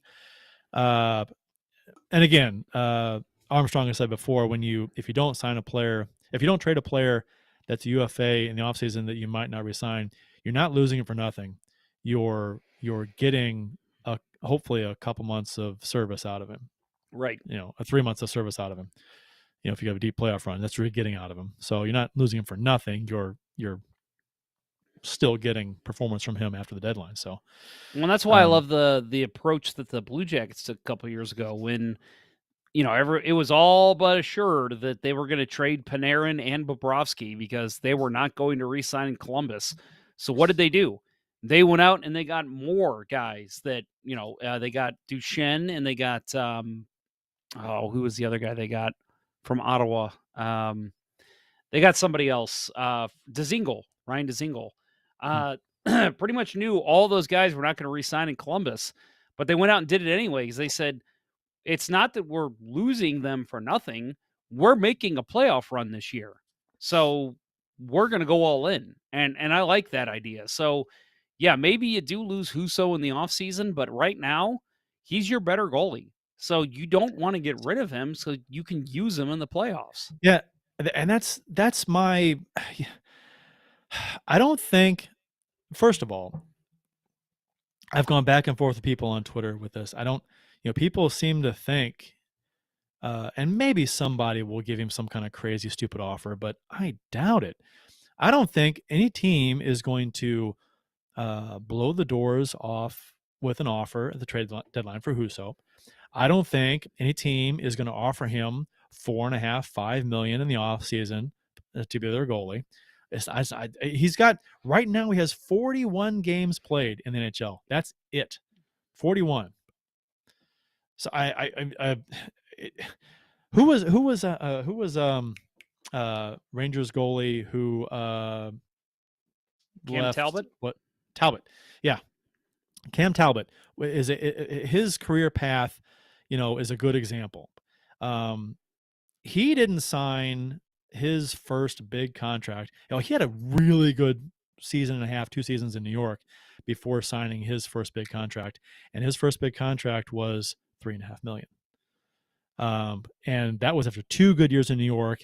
And I think 2 years before that, somewhere else.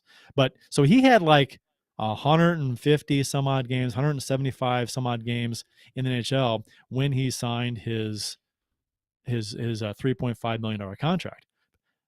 Husso has 41 games played, and the last 25 of it, the first 15 of that were pretty bad. Let's be honest. Mm-hmm. Last season was a bad season for him. So about the first 15 games, that 40 games, he was terrible. So what team is going to anoint Husso as the number one, give him number one money, and expect a cup out of him, a cup or bust team that Edmonton might be next year? Why would they pin their cup hopes on a 41 game played goalie right now?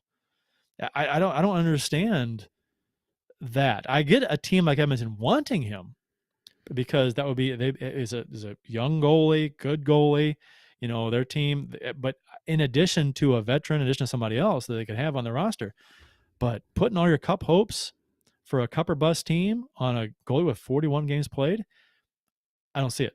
I don't see it at all. You mentioned Cam Talbot. I almost said Tam Calbot. Tam Calbot. Yeah. He actually only had 57 games played before his first contract with Edmonton. His first contract with Edmonton was like 1.5 million though, right? I'll have to look. Yeah, I think Yeah. you're right. But but keep in mind, my point was that was also over the offseason.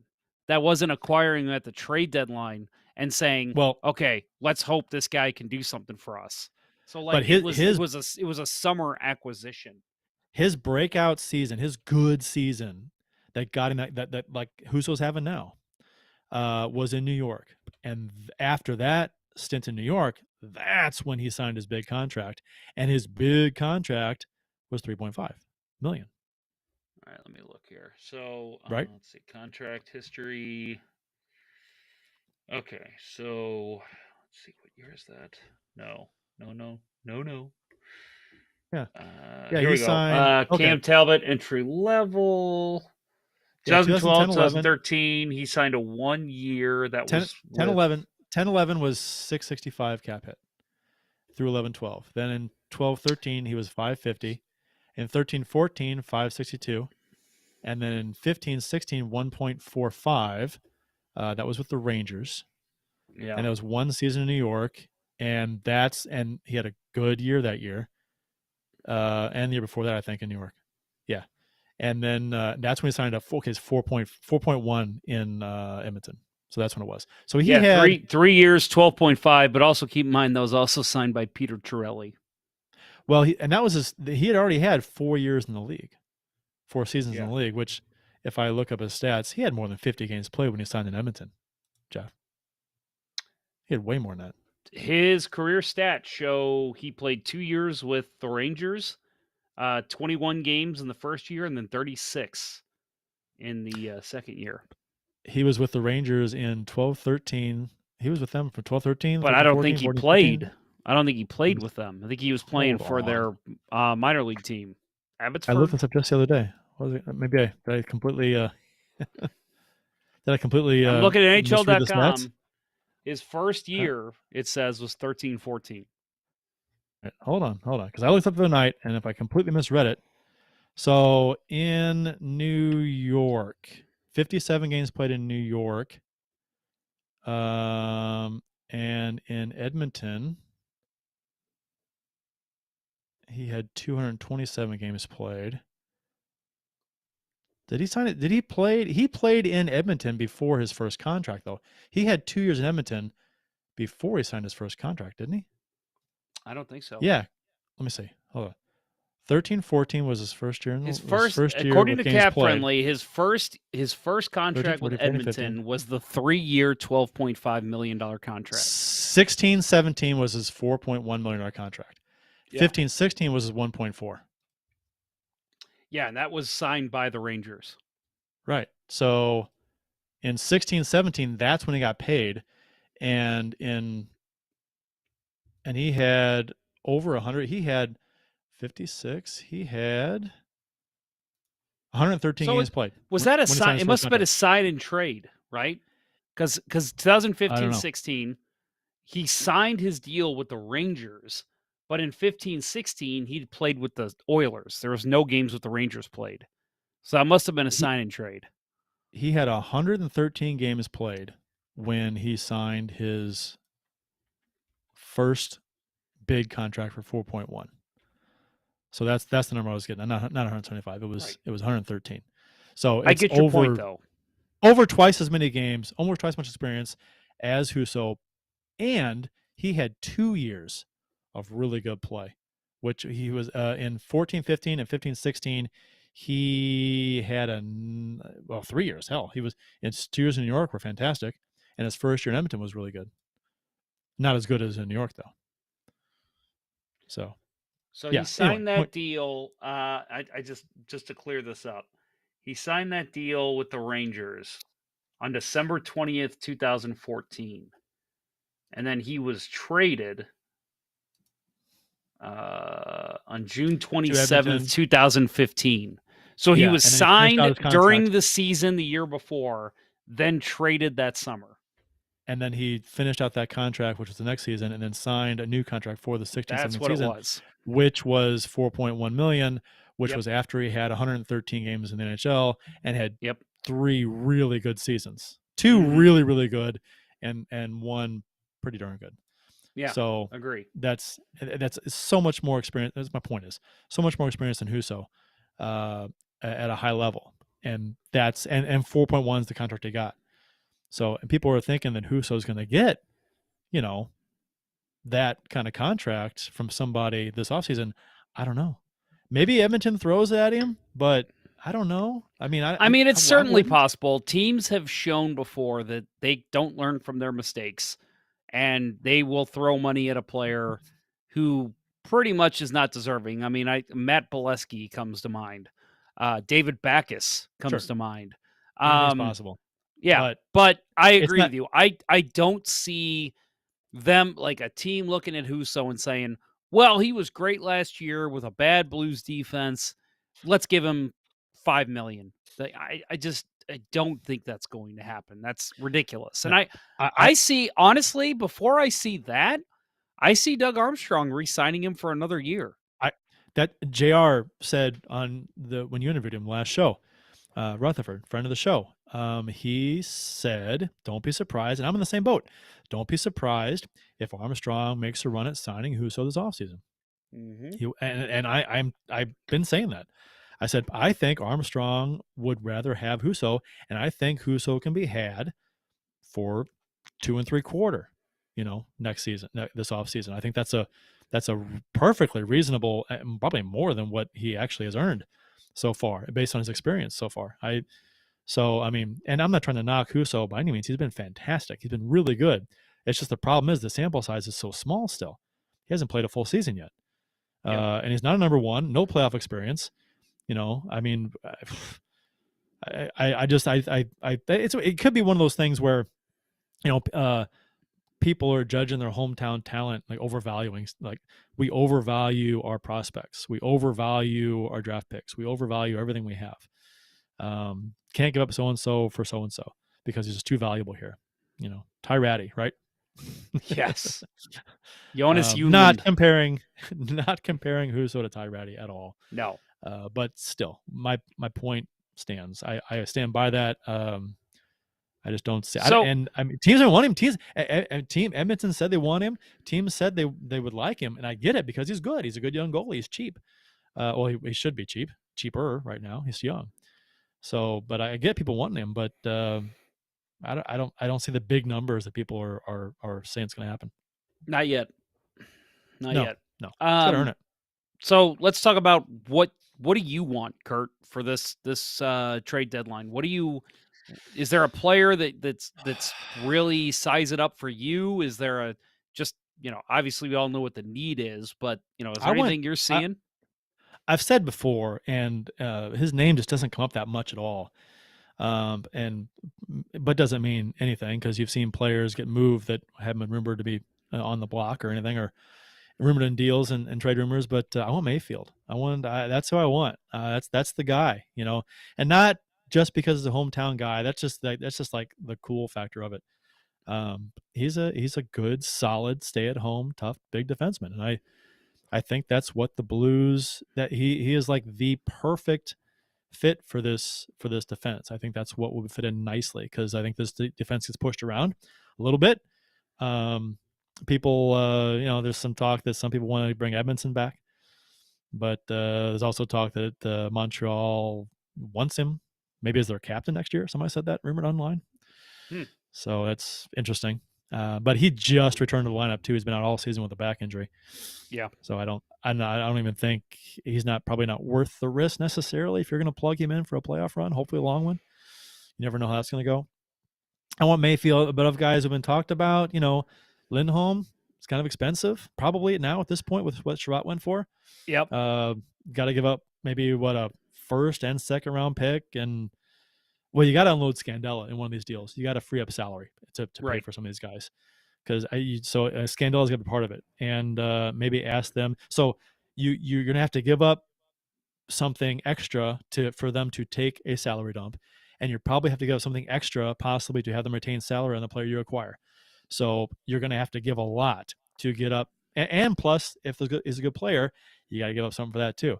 So you're gonna give up a lot to acquire one of these guys. And it could be a rental, So this could be, you could be giving up a lot to get a rental.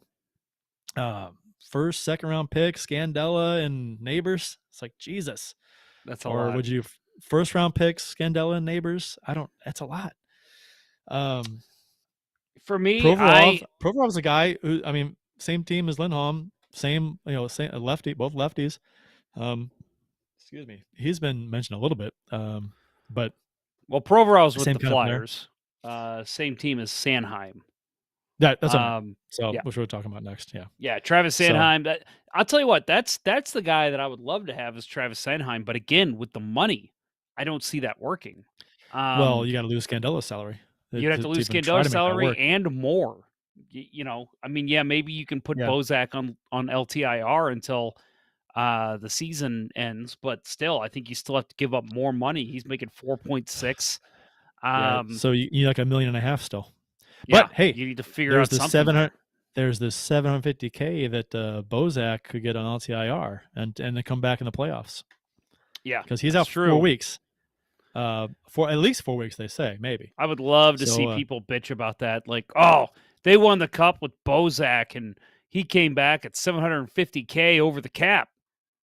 Fuck off. Well, yeah. Well, what was Tampa Bay, like 14 or 17 million over? I think it was 18 million. 18 million.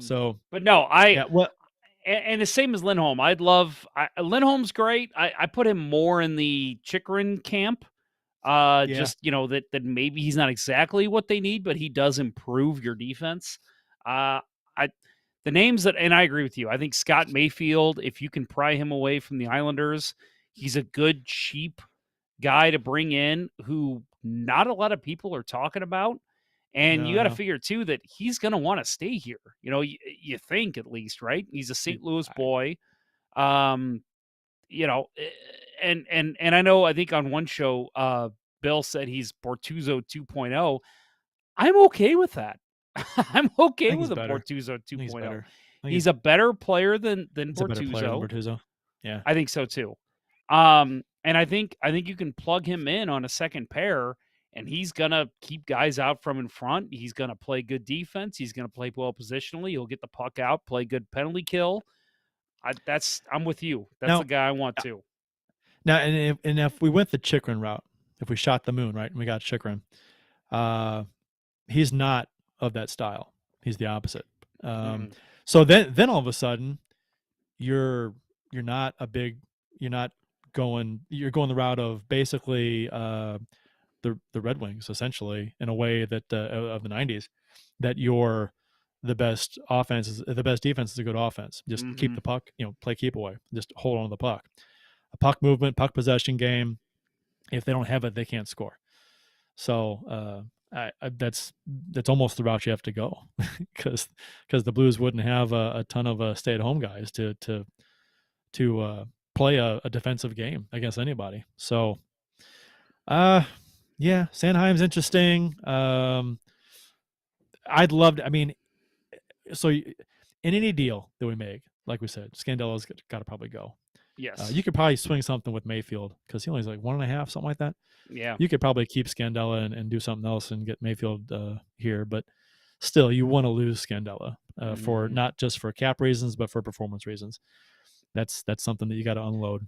I think Wallman proved recently that he is definitely an upgrade over Scandella defensively. Yeah, I've always liked Walma's potential. I mean, he's still mistake prone, but Scandella is more so that. So I don't know.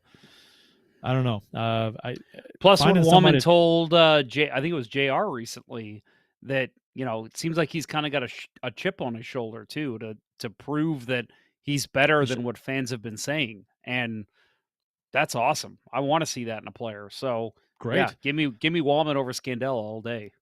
I love Wallman's upside too. Offensive upside. He's creative. He's got a shot.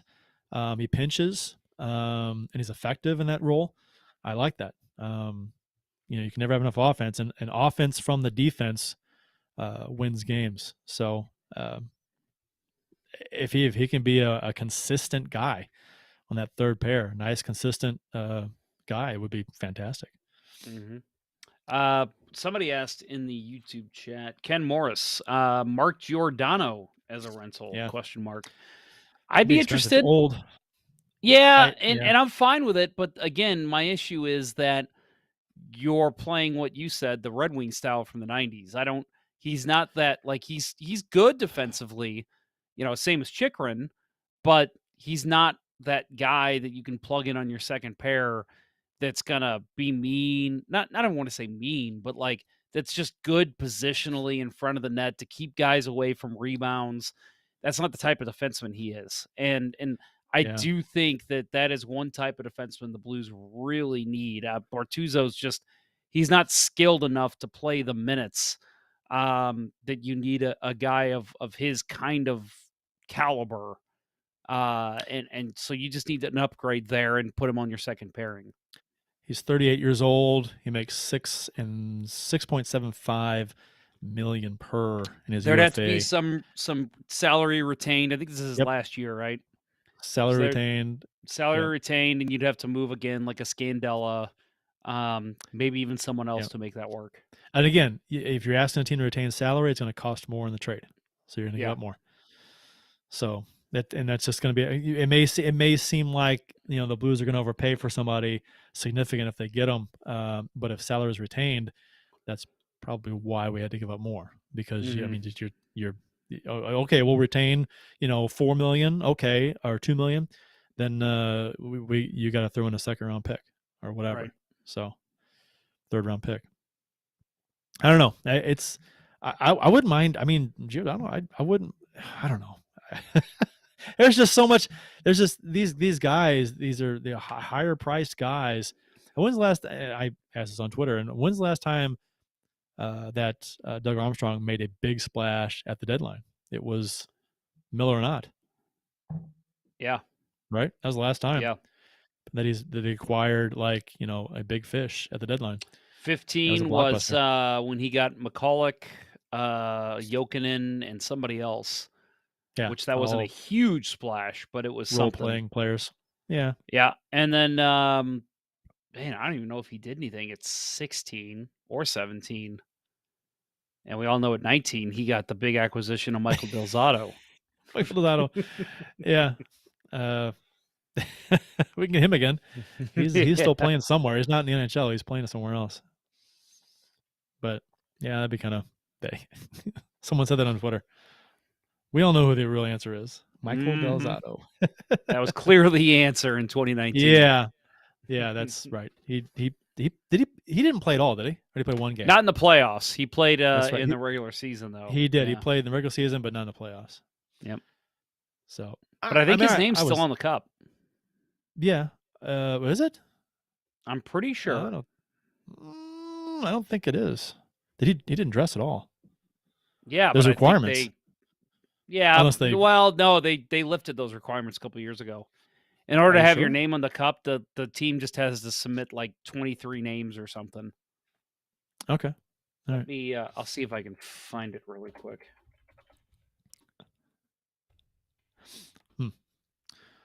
Well, let's see what we got here. That's the last little tidbit we have for the show.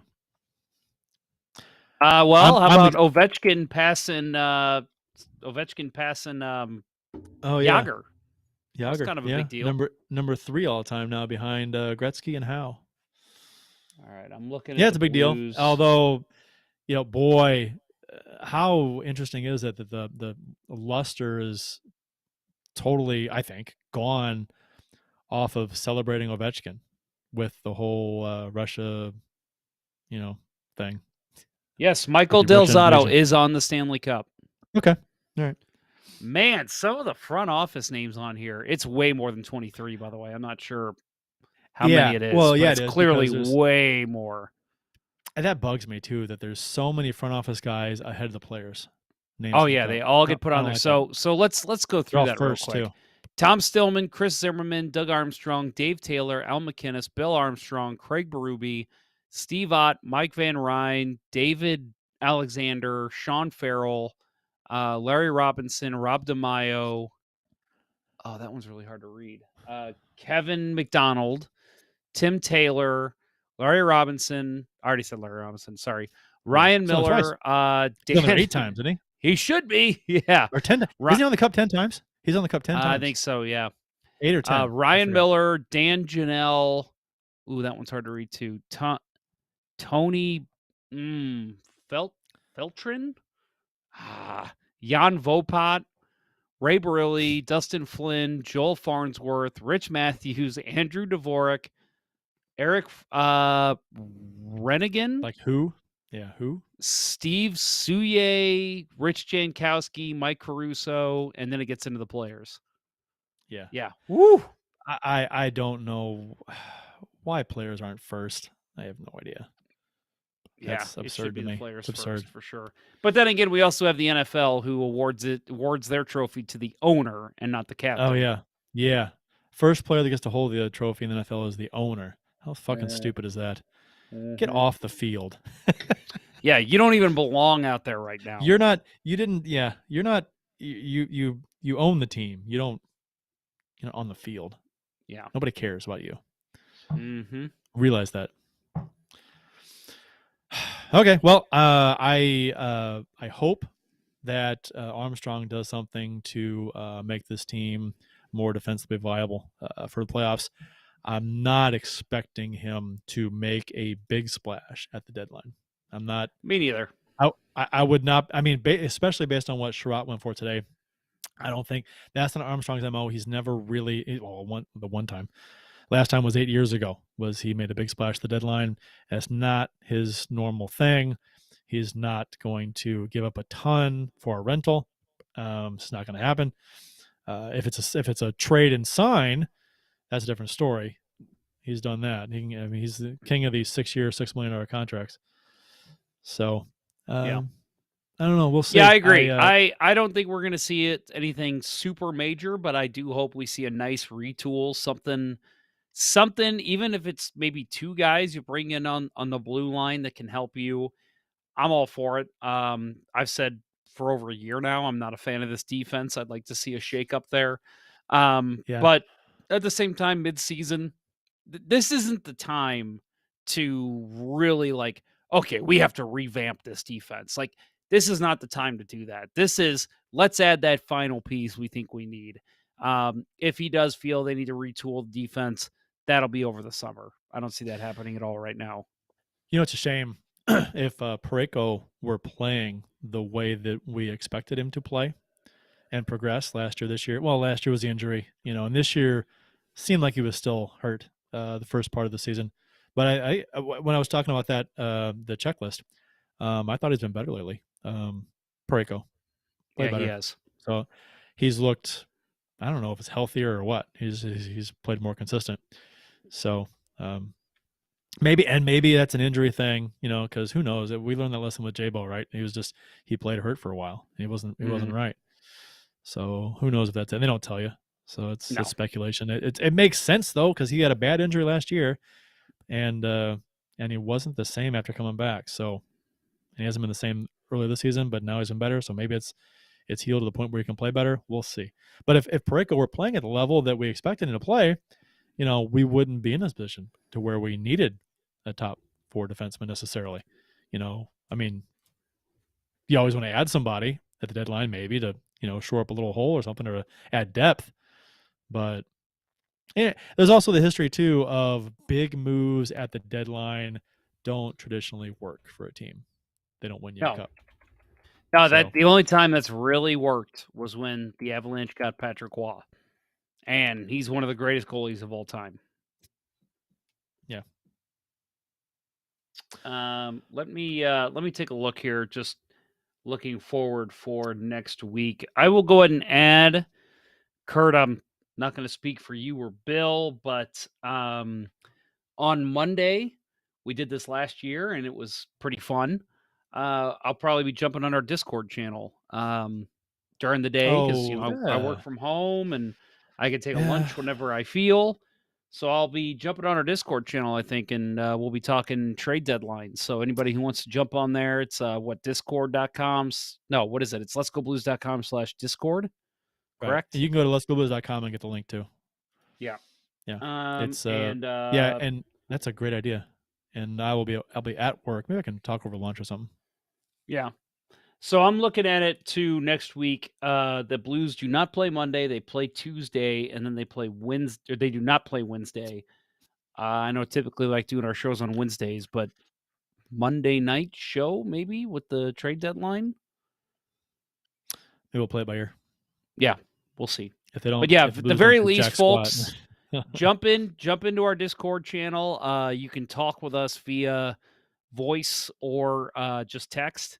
And we'll be talking trade deadline all day. Well, I don't want to say all day, but what's it? 1 o'clock Central. You know what? The Discord channel is always open. The voice chat is always open. Jump in there on Monday or anytime, and if someone's in there, just you talk trade, whatever. Just hang out in there, or leave it open, and someone jumps in, says hi, and you can chat, whatever. It's a good time. Yep. Yeah, so I'll be on there. I'll be on there Monday. I'm trying to find the exact time for the trade deadline. It's usually at 1 o'clock. It's at 2 o'clock? I think so. So I'll probably at least be on from like 12:30 to 2. But just check me out on Twitter. I'll make sure to post when I'll be in there. But yeah, like Kurt said, jump in there anytime. And I know last year I was joined by Austin Lynch and a couple other listeners of the show. And we just shot the shit. We didn't really talk a whole lot of trade deadline. We just talked about life in general, and it was fun. So, yeah, if you're up for it, Love to talk to you. Let's go blues.com/discord. It is 2 p.m. March 21st, 2 p.m. Central, 3 p.m. Eastern. Cool. Awesome. So, yep. That'll wrap up the show, I believe. Yeah, I got nothing else. Okay. Who would you like to see the Blues get? So, like I said, I love the idea when I first heard his name, Travis Sanheim. That was the guy I was like, that seems awesome to me. Yeah. But the money, I just don't see how they can make that work. So I'm trying to be realistic. Well, and I'm with you, man. Scandella. I think yeah, but even then, I still plus don't. Scandella plus Bozak plus. You'd have to work out something, and I don't know where else that money's going to come from. Scandella, Costin, first round pick. First round pick. Ken Morris says, "Wow, you guys are on Discord too. You're easier to contact than family." There you go.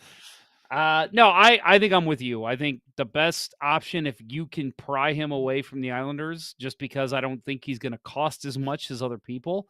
I think you got to go Scott Mayfield. At least call about him, see if Lou's willing to trade him, and see what he's asking for him. Yeah, and you wouldn't necessarily have to ask them to take on Scandella's salary either, even though you'd probably like him to. You could probably finagle it some other way. Right. Yeah, I mean, maybe even move Scandella to them and you retain some salary. Yeah, that too. Yeah. Although that's not something Armstrong has ever done, has he? I don't think. No. So that's man, and you know, just a very small note I want to say at the end of the show, and I will say again, since 2019, I've believed in Doug Armstrong. I think he's going to make the right move here. But something that I hate that we celebrate, we've seen so many people celebrate. Well, the Blues and Doug Armstrong's tenure have never bought out a contract. That's such great asset management. And I'm like, who? They bought out one contract.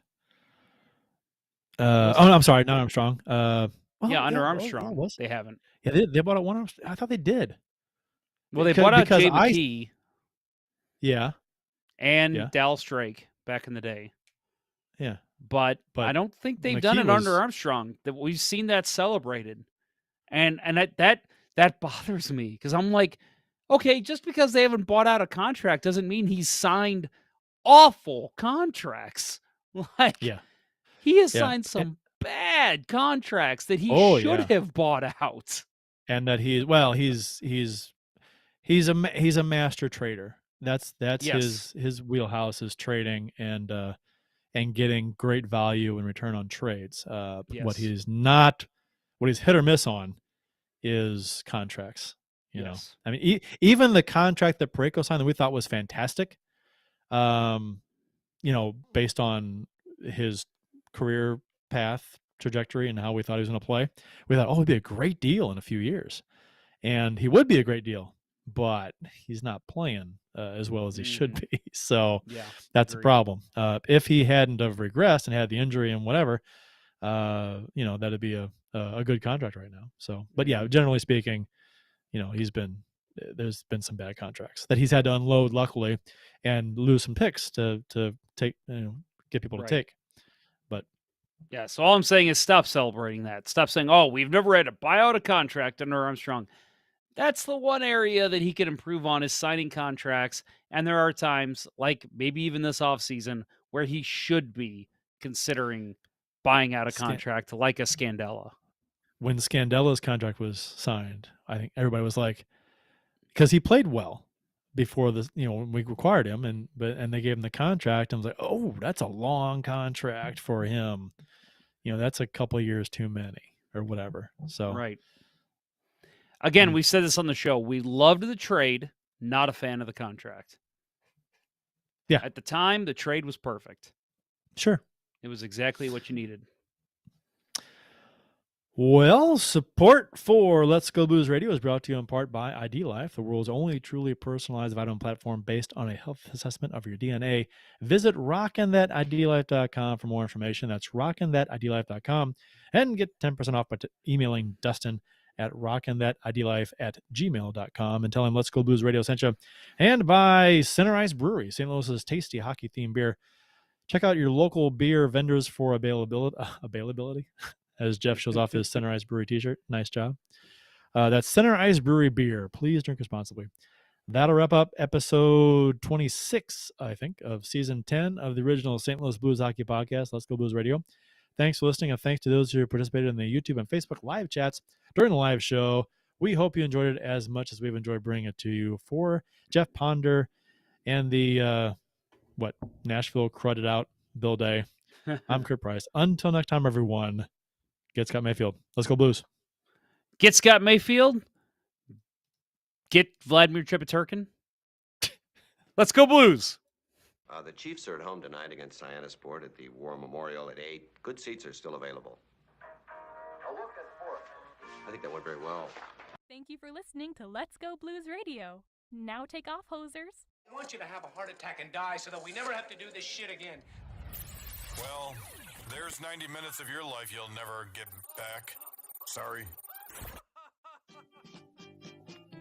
St. Louis Blues, St. Louis Blues. Have you heard the news about our St. Louis Blues? They've only just begun, they're on their way to number one. Now there's no more blues for our St. Louis Blues. The Blues are on the ice tonight again. They're rough and tough and got the stuff to win. They'll always get one more, no matter what the score. They are quite a hockey team, my friend.